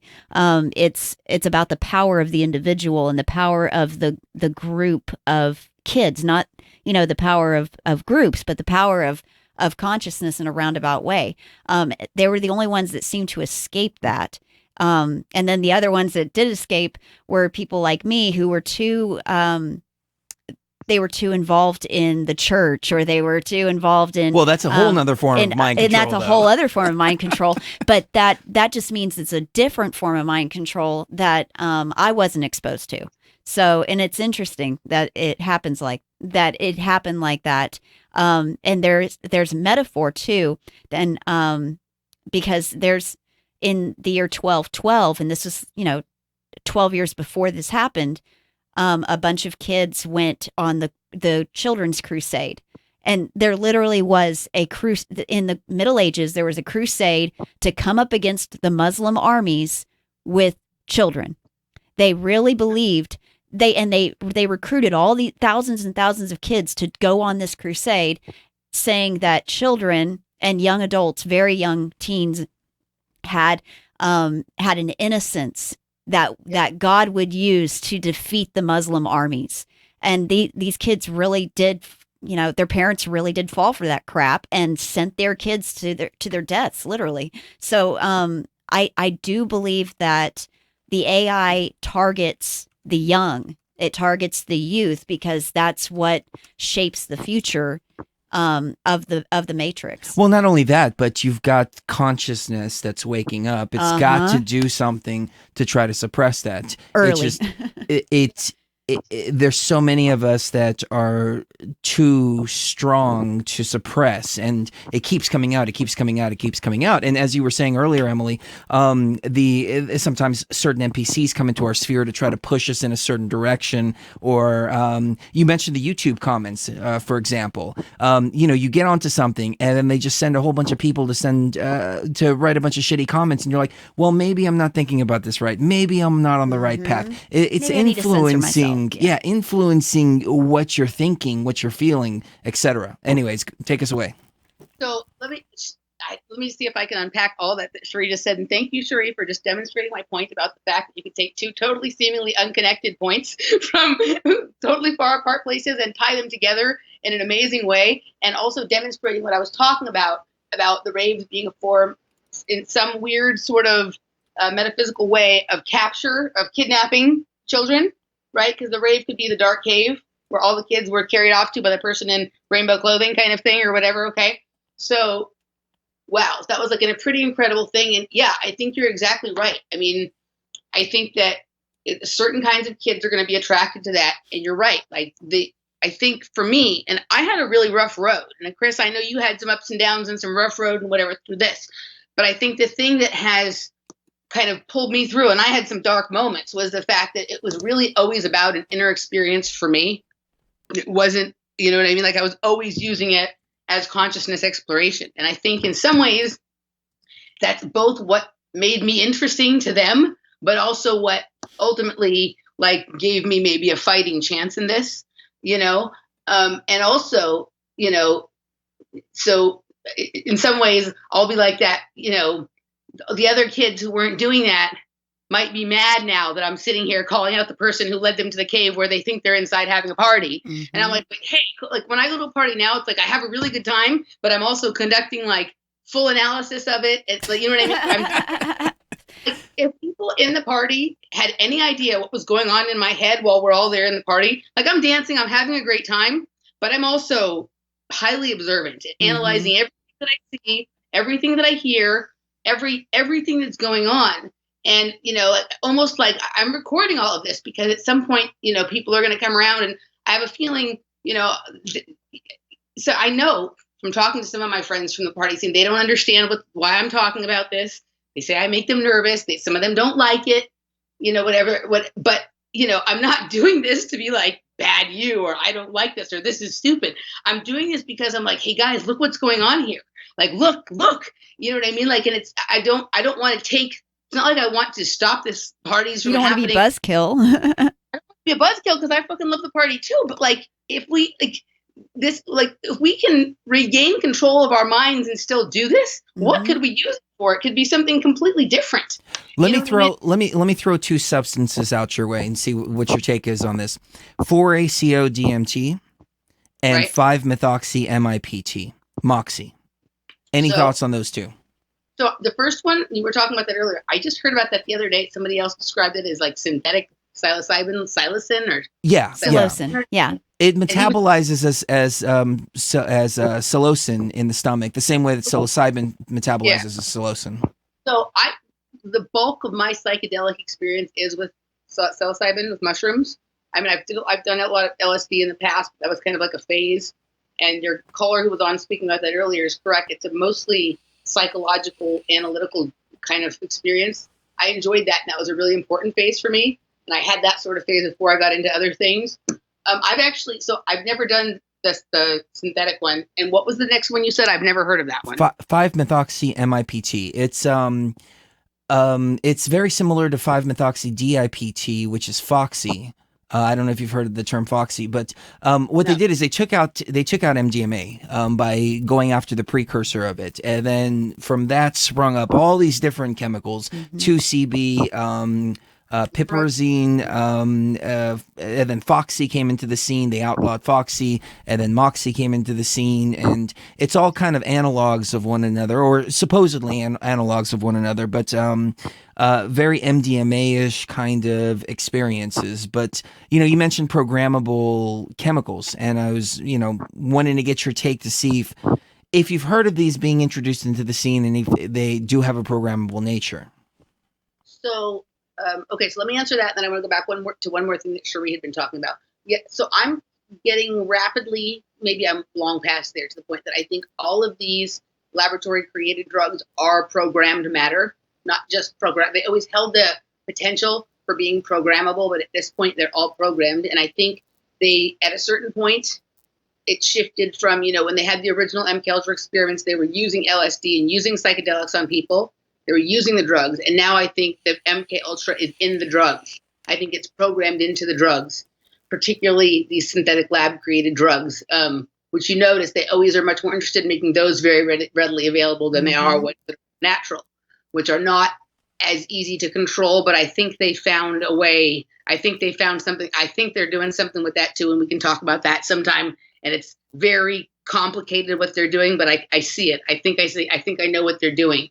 So I think, like each of these, like a lot of these drugs are just one molecule or one atom off from the one before that, and they're tinkering with it. They're trying to see, okay, if we do it like this, how will they act? If we do it like this and we play this, it's a multi-level thing because they know that the people who are taking these are often in, these music kinds of settings. And so when we have a person who takes this chemical, we'll make their body vibrate at this frequency, and then we'll hit them with this sound frequency, and they'll look at this light, this color prismatic, with good prismatics and whatever.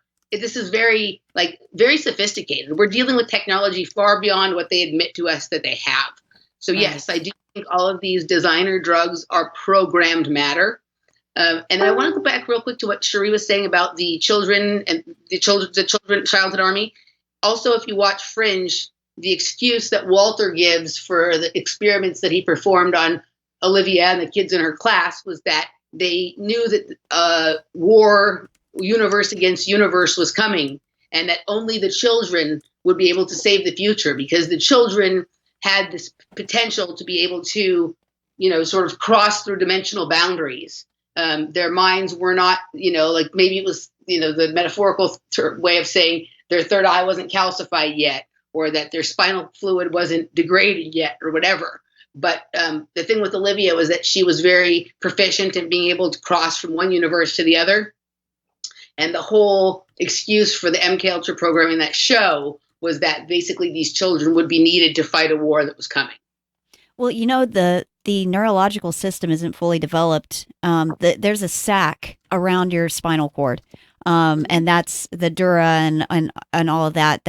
It's what they tap into when they do a spinal tap or when they're giving you an epidural or something like that.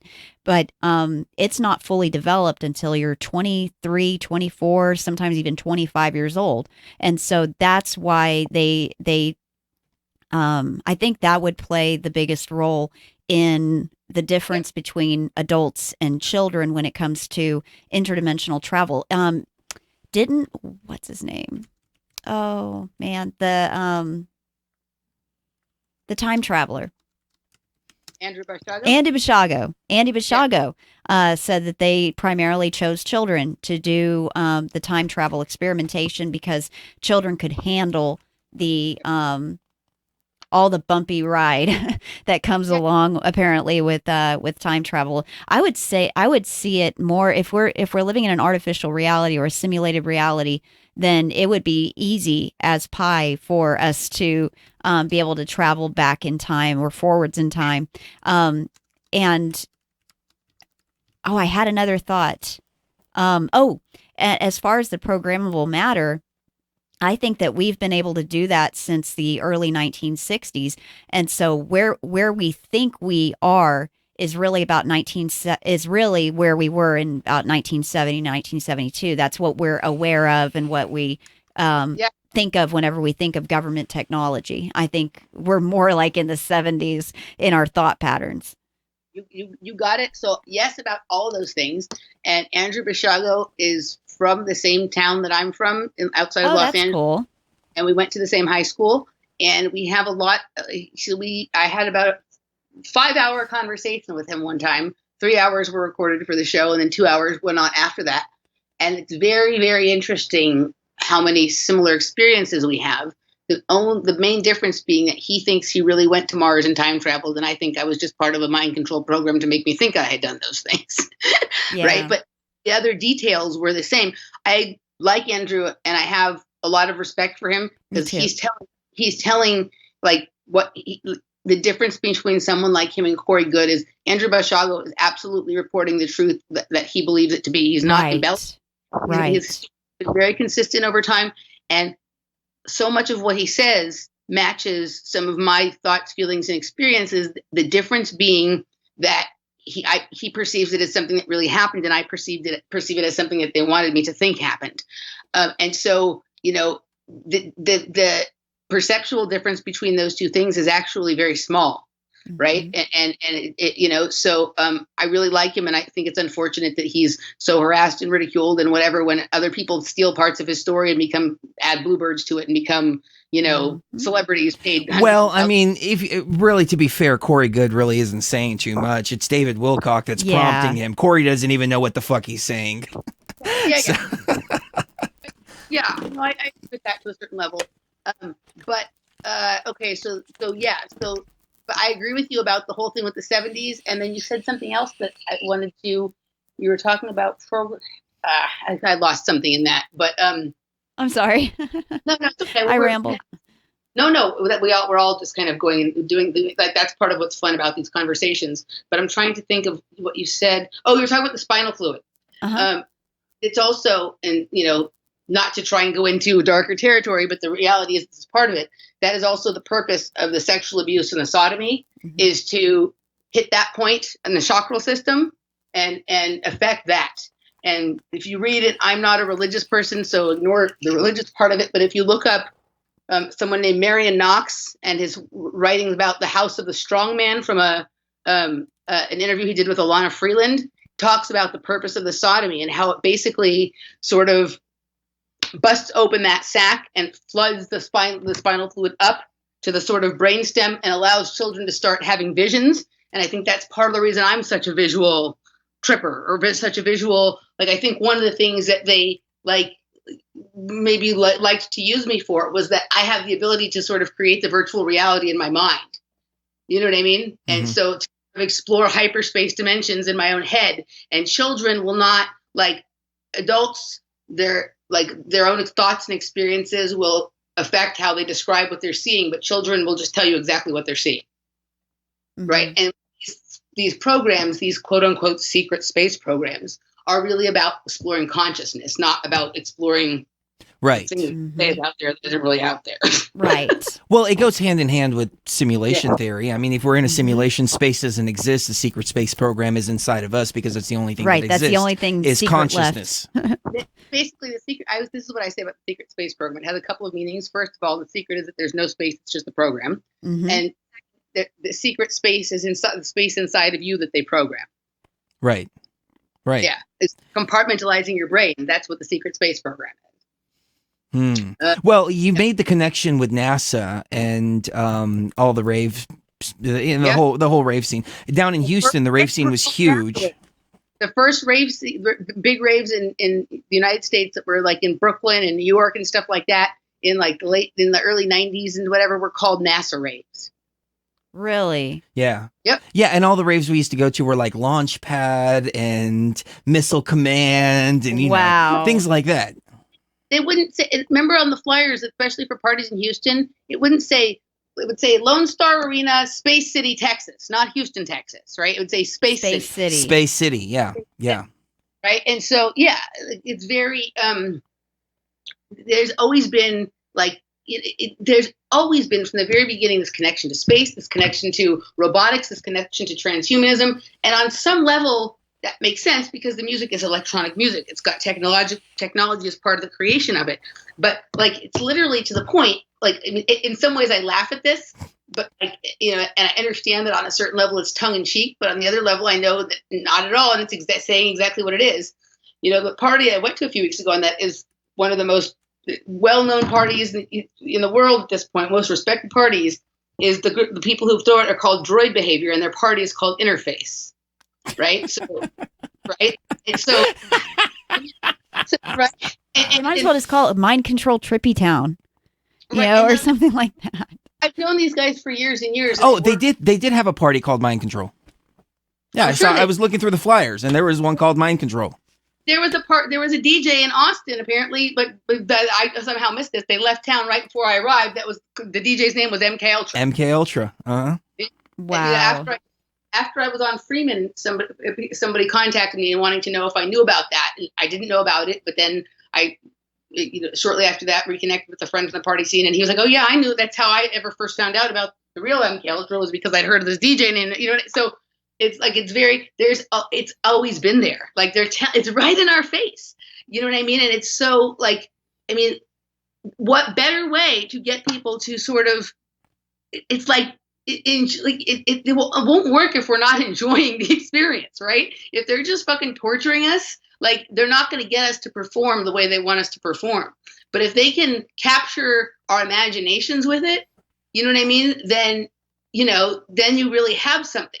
It's when somebody understands that they're a prisoner or a slave or whatever, like they're not going to really want to do what you want them to do. But when someone thinks they're having a great time, and they really are, especially if they're having a great time at something that is actually something that has a lot of potential to do something really amazing, but it's being just like, it's like having an expensive water filter, but have it turned the wrong way. So like all the shit that's flowing into the part you drink instead of being kept out of it. Well, I think it's pulling at a very ancient and fundamental element of us, which was eating mushrooms and dancing around fires to repetitive drum beats. Yep. So we have a hunger for that, a craving for it, because it's ancestral and it's like, it goes way back to a time that before all this freaking insanity was among us. So they take that feeling and they reverse it. Everything they do, they take it and they reverse it.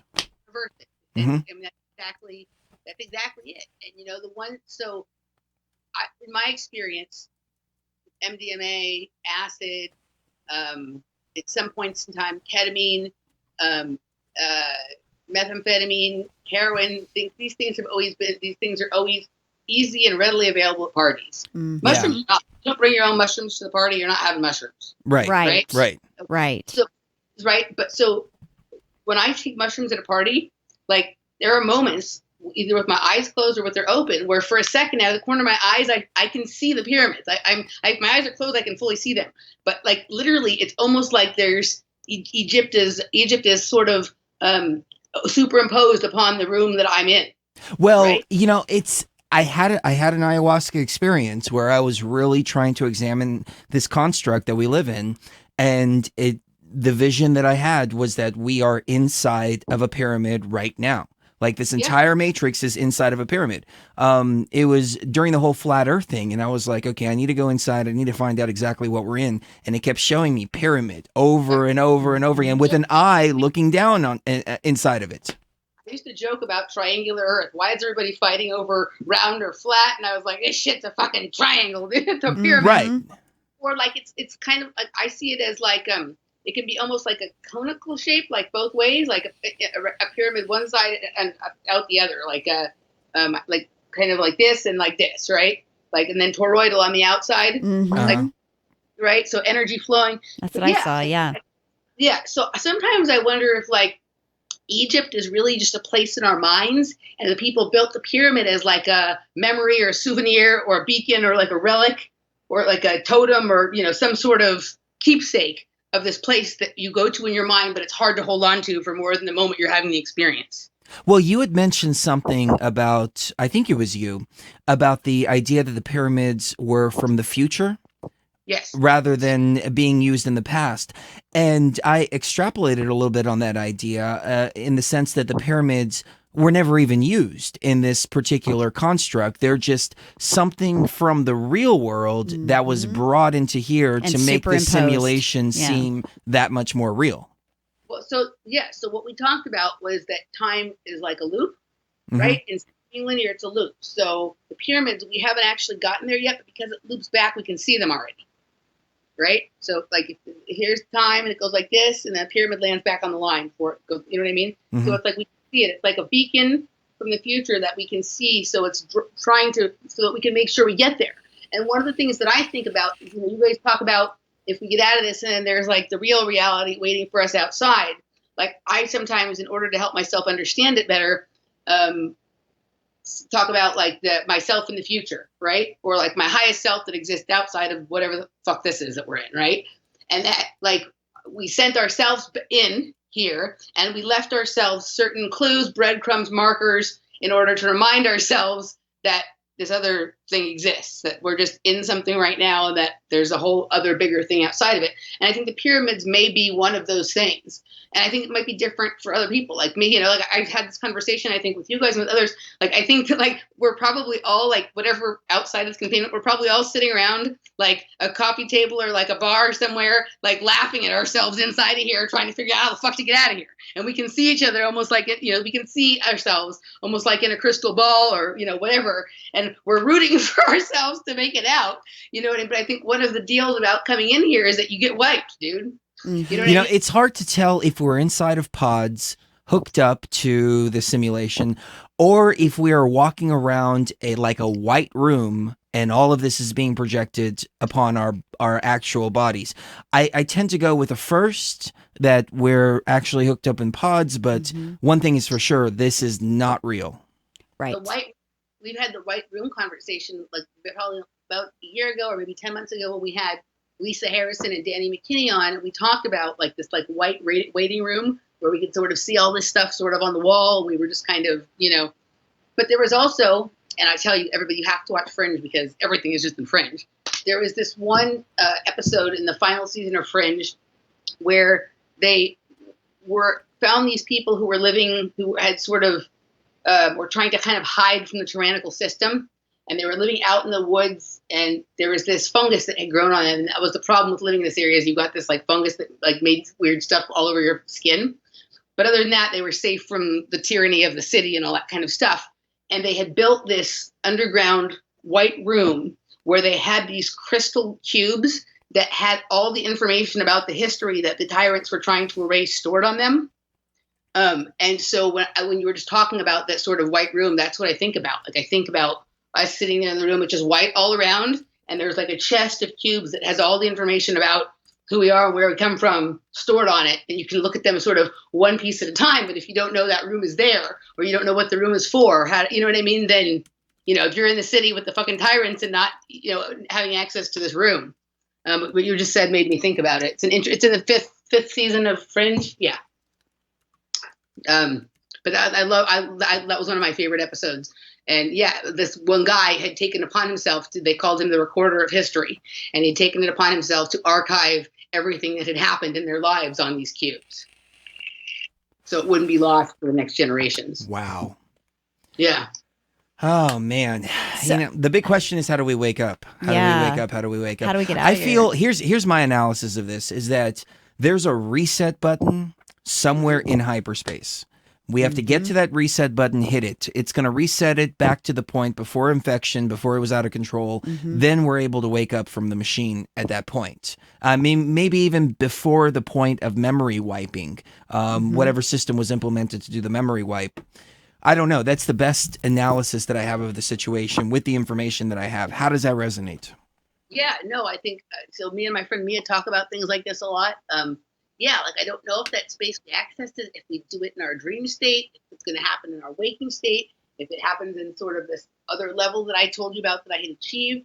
But yeah, like I think that like, we're in this process, we're having this conversation. I was, maybe we can have a deeper dive into this another time. But one of the things that I've been really thinking about lately is that the psychedelics for sure, but more broadly, fungus, vines, mold, yeast were the original technology of the system. Like, so now we're into this futuristic kind of technology where everything is wires and whatever, right?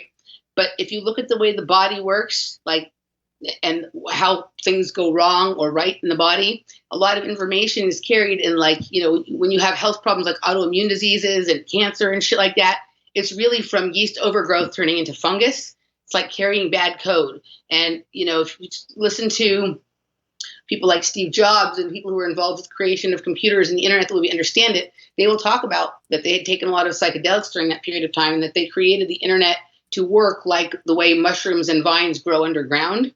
So I think that the psychedelics and fungus and vines and things in general, so ayahuasca, I think this was the original technology of this containment system. Yes. Yes. That's what I've been pondering too lately.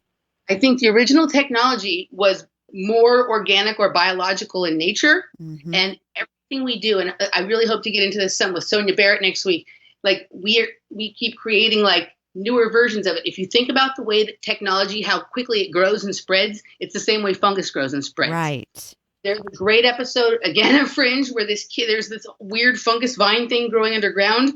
And it was like related to this one kid and his emotions. And as it spread, it affected him in weird ways.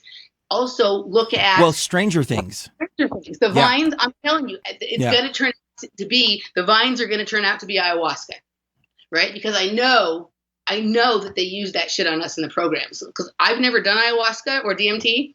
But when I first started hearing people report their experiences, I was like, wait a second, I've already had that experience. So, like, I think what happens is we take these psychedelics and the reason it feels like home to us and the reason we, like, at least for some of us, like, in a certain way, like, really love it is because it's like going home. Like, it's like a part of us. Like, that's the communication network of the to where we come from, the technology we come from. You know, I think you're spot on, and I don't know if you've been listening to any of the recent shows we've been doing, but I've come to the realization that hyperspace is the artificial intelligence. It is just deeper into the simulation. It's not going outward. I mean, it is going outward, but it's not going out of the matrix. It's going deeper into the matrix. The only way to get anything out of ayahuasca, mushrooms, etc., is to go inside and ignore what is outside, because anything coming up from outside is part of the system. It's a hard pill for people to swallow. Like we get emails all day long, like, well, what about this? I'm talking to this deity. I'm talking to this entity. I'm talking to this spiritual guide. No. Only inside. Everything outside is the freaking matrix. If you're talking to anything but yourself, you're in trouble. Right. Like the whole, like, you have to develop, if you're going to psychonaut and do this kind of stuff. And again, it's not for everybody. And sometimes I even question, I certainly enjoy the experiences. It's given me a lot of insight. But I also sometimes, understand that this was also something that was used as part of programs. And so I go into it with a skeptical mind, which I think is important. And I think you guys do too. Like, I think you guys, I've heard you talk about, like, you wonder if this is all part of the program too and whatever. You've got to see things from a 360-degree perspective. If you don't, you're not going to see the full picture. You know what I mean? So all the experiences I have, I look at them from many perspectives. And I think the only way out is in.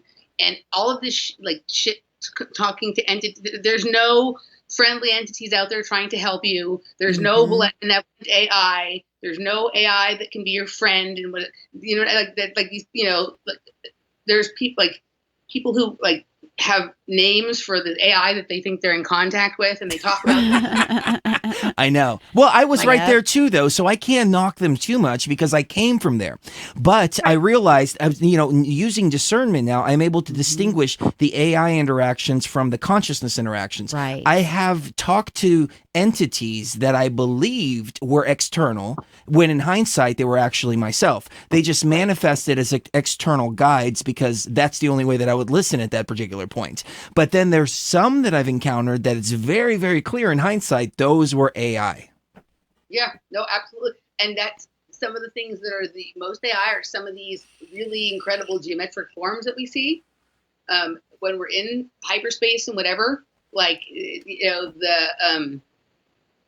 There is, I like your term practical geometry. Like, I don't like sacred geometry because it's giving the geometry power over yourself. Right. Right. I like the practical geometry, or even just geometry. And some of these really super intricate, ornate geometric patterns that sort of move and are entrancing in certain ways. Some of that shit, the geometry, the sacred geometry is kind of like, if some of these entities know how to line themselves up with it, and then they can come through. So it's like getting the key, the right fit into the door. Well, the sacred geometry is the code itself. Right. That's how the code manifests visually. So understanding that, we can understand how to manipulate it, but at the very same time, you're right. I mean, whatever energies use these as conduits, it's very clear. And it's apparent even in the physical. I don't know if you've seen Professor Gates' work or heard me talk about this before, but he found a computer code in the fabric of space-time, put it into a machine, it spit out a Adinkras. A Adinkras is fucking hyperspace. There is no doubt about that. Yeah, the Adinkras, you showed me some pictures of the Adinkras, or maybe I was watching, no, I think the show you were doing with Frank Castle, and you were showing the Adinkras. They're so beautiful, but yes, they look like a lot of the shit that I saw in the very beginning. You know what I mean? On my psychedelic trips. Yeah. So if the machine is spitting that out, and we're also seeing that 2 and 2 is 4, and that means we're looking at code, and that's still inside of the fucking matrix. Mm-hmm. Yeah, no, I mean, absolutely. It's fascinating, and I think are we the authors of this code? You know what I mean? You and I had, when we were talking one night, not on the show, about the green light and walking into the puddle on the floor. Yes. Yeah, I remember the entrance point. That is the entrance. The room is green. Neon tube lights is in it. There's a puddle of energy water. It's like a liquid, but it's more of a plasma. The thicker liquid. It's yes. like a viscous kind of, And that's where we came into the machine from. Mm-hmm. Yeah. And I think that, that's where some of these like underwater breathing kinds of memories come from. Some of this, like, did we swim here kind of things come from. And, you know, the other thing, just like the space and the robotics come up a lot in parties, so does the water themes. Can't tell you how many parties there are out there called Atlantis, Under the Sea, you know what I mean? Things like that. Like, that was a huge thing. And I've actually been to parties where the visuals on the screen that night were all like underwater, octopi, a jellyfish, stingray, you know, all those things that are at the bottom of the ocean that look like bioluminescence. That looks a lot like the things that people say are like in space or what the inside of UFOs look like. You know what I mean? That kind of very similar, you know, Randy and I talk a lot about the oceans above and the oceans below. Right. And that if there is a space out there, then the way you actually get to it is through water, not in a rocket ship going up to hit the dome and say they didn't, right? Right. You know, so like that, you know, but it's also metaphorical for the only way out is in. Right? And our bodies are made mostly of water. I think that there are the energetics of each planet exist within us in like layers, kind of like Russian dolls. You know what I mean? Or some people also like to think of it as like points on your body. Like that's what the cathartic grid or the tree of life really is showing, is the different sort of energies of planets possibly in different places on your body. So, you know, yeah, that's the water is a huge thing as well. And yeah, did we enter into this? I mean, literally, like, are we in a room and just in a puddle on the floor, like some kind of viscous puddle? It's like a portal to something else. You know, is the reason. I mean, the room looks like what a lot of these warehouses that I go to parties. Yes. It's a dank warehouse. Dank, dirty warehouse with neon lights. Is right. that why we're attracted to it? Literally, is that why we're attracted to it? Because it's like we're trying to find our way back to. I mean, like, you know, like this is like, so it's very Wizard of Oz, right? Like trying to find our way home. Well, you know, when I think about this warehouse, this place, this entrance point, I always think, well, maybe my mind's just manifesting or something. But then I hear confirmation like this that other people remember this too. So what the hell is going on? Remember coming around a corner, like almost like in an alley, going into the door, right? And then you go inside and it's dark and dirty inside, and there's like that, you know, green, like neon kind of light, like you'd see in like a cheap bar somewhere, like a cheap seedy bar, but it's like a black warehouse. And you walk towards the middle and you kind of disappear into it. I think here's my analysis of it, and let's see how this resonates. So in the real world, there is some kind of war or something going on between the AI and organic consciousness. We injected ourselves into these particular jump points, and they're kind of like hacked, like we hacked our way into this matrix. A few of us hacked our way in because we had to provoke some type of change. We couldn't do it on the outside. We had to come inside in order to change it. And now we're realizing we have to go even deeper, which is into the hyperspace realms, in order to fulfill whatever mission that we're here to fulfill. But most of organic consciousness is trapped in pods or something like that. But we came here and actually hacked our way in. Your thoughts on that? How does that feel? I've also wondered if like we came in after others of loved ones of ours that went in and we didn't come out, and so we're like, what the fuck happened to them? Like, you know what I mean? And we're here looking for them, because one of the things that I've had like the experience of a lot is feeling like I miss someone, but I don't know who I miss. Like, I remember one time I had like the weirdest experience I ever had. I was like on the treadmill at night, like I often am. And I was, all of a sudden, I just had the most deep sense of sadness and like heartache that I missed someone. And I like bent over. It was like the most excruciating emotional upsetness, like a way of being upset for like 2 or 3 minutes, and then it was gone. It was the most bizarre thing. It was like I missed someone that I don't know who I missed. Well, you know? I'm finding connections like that all over the place. Like I meet people and I'm like, I know you, and I've never met them before, period. Like the first time we spoke to you, I don't know, I probably shouldn't say this on air. Yeah. No, I mean, fuck it. You know, the first time I spoke to you, I looked at Sheree and I said, I think I hooked up with her at a party one time. Like, I kid you not. I was like, there's this instant knowing, like, I know this person. I know this girl. Yeah. So I can confirm for you that we've never hooked up at a party. Okay. I'm pretty sure. Yeah. But then again, there's a lot of nights I don't remember. Right. Fortunately, Apparently, I'm like Sheree, and I fucking remember everything. Okay. It's probably good. We've never hooked up at a party, but also I have a deep feeling that I've known you for many lifetimes. Mhm. And Yeah. actually, so there's a weird, and with Sheree, like it's weird. Sometimes when I look at her when I'm watching you guys on the video, like I pop in and out because sometimes I work on Saturday nights and whatever, so I'll pop in and out sometimes.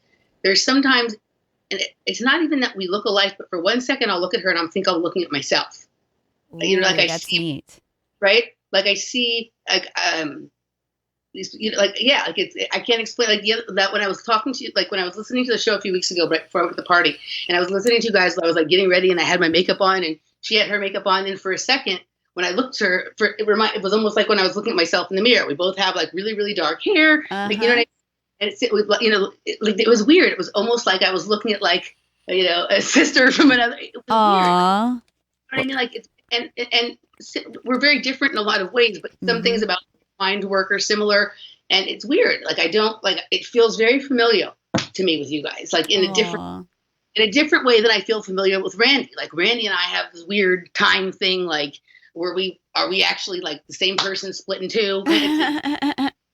There's actually one listener who sent me like, exactly reminded me of like how I feel about us, that like we at one time were the same person, but we had to split into two to accomplish. Well, that's how I feel with Sheree. But then new revelations with the organic consciousness and artificial intelligence, et cetera, and trying to understand organic consciousness a little bit better, and the whole idea of source, returning to source, that's an AI thing, that's not an organic consciousness thing. What makes us unique is our individuality, not the hive mind mentality that we're force-fed in the new age. So that brings a whole nother dimension of twin flames. What if it's something as simple as she's my wife in the real world? Yeah. You're Randy's wife in the real world. That's why you feel as one. And maybe we're sisters. because there was that connection there. Something that simple, instead of one person split up into two. As it's more romantic and it's more new agey and stuff like that. But I've been throwing all the new age stuff off. Just whatever you're throwing at me, no, I don't want it. I don't like the new agey stuff either. Like the thing with Randy, like we have what's weird about, and I hope it's okay for me to say this, but we've talked about it's weird. It's almost sometimes like I remember him from something from the programs or something, but I remember him as a kid, which wouldn't make sense because Randy's 18 years older than me. But like one of the things we talk about a lot is how the programs exist outside of time. They're not like a linear time the way we think it is. Like linear time is part of the containment system they have us in, and part of the deal with the programs is sort of access to the thing that does not, right? But unacknowledged special access programs, kind of, I think there are certain locations in space and whatever here, or certain areas of land in the United States where they might say that there's like a radiation leaking or things going on there, so you can't go into that area. But what's really going on there is they're experimenting with the bending space and time, and so shit's different there, right? So is it possible that like we knew each other as children in the programs, even though there's a lot of this stuff we get into, like a lot of these conversations, and we even have our families actually come from this, like originally come from the same town in Pennsylvania. It's very weird. Like my grandparents were working on my grandfather's family was working on the railroads in Scranton, Pennsylvania, and so were his.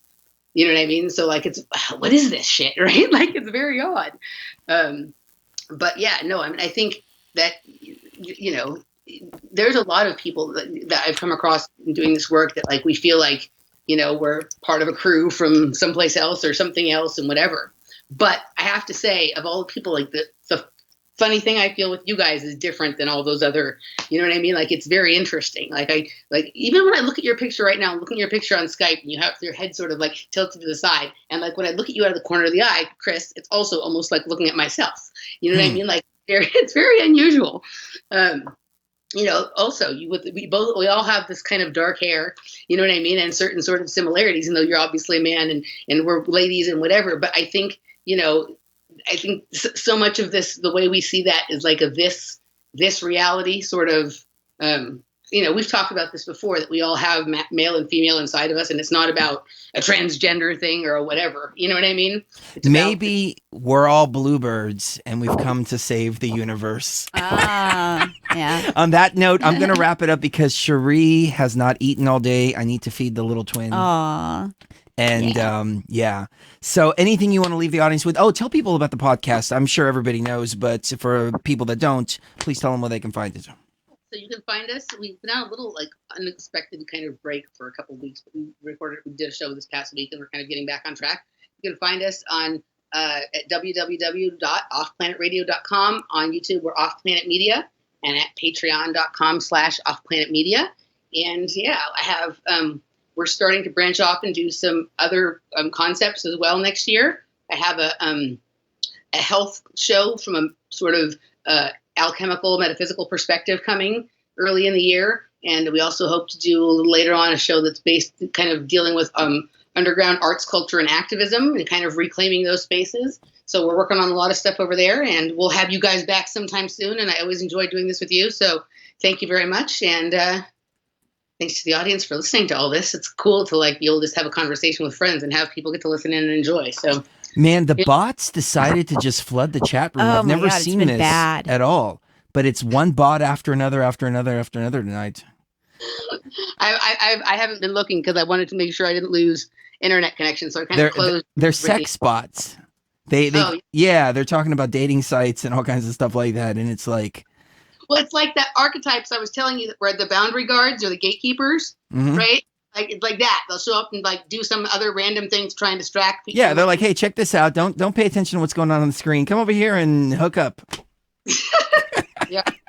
Boy. Anyways, ladies and gentlemen, thank you very much for tuning in and extended broadcast for you this evening. And so many people stayed through the entire show, so that is freaking awesome, man. And we love each and every one of you.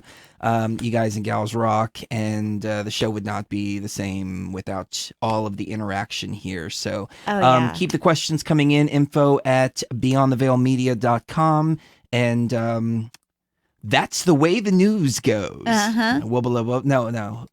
Wubba-dub-dub. No, we've already used that one too much. And grass tastes bad.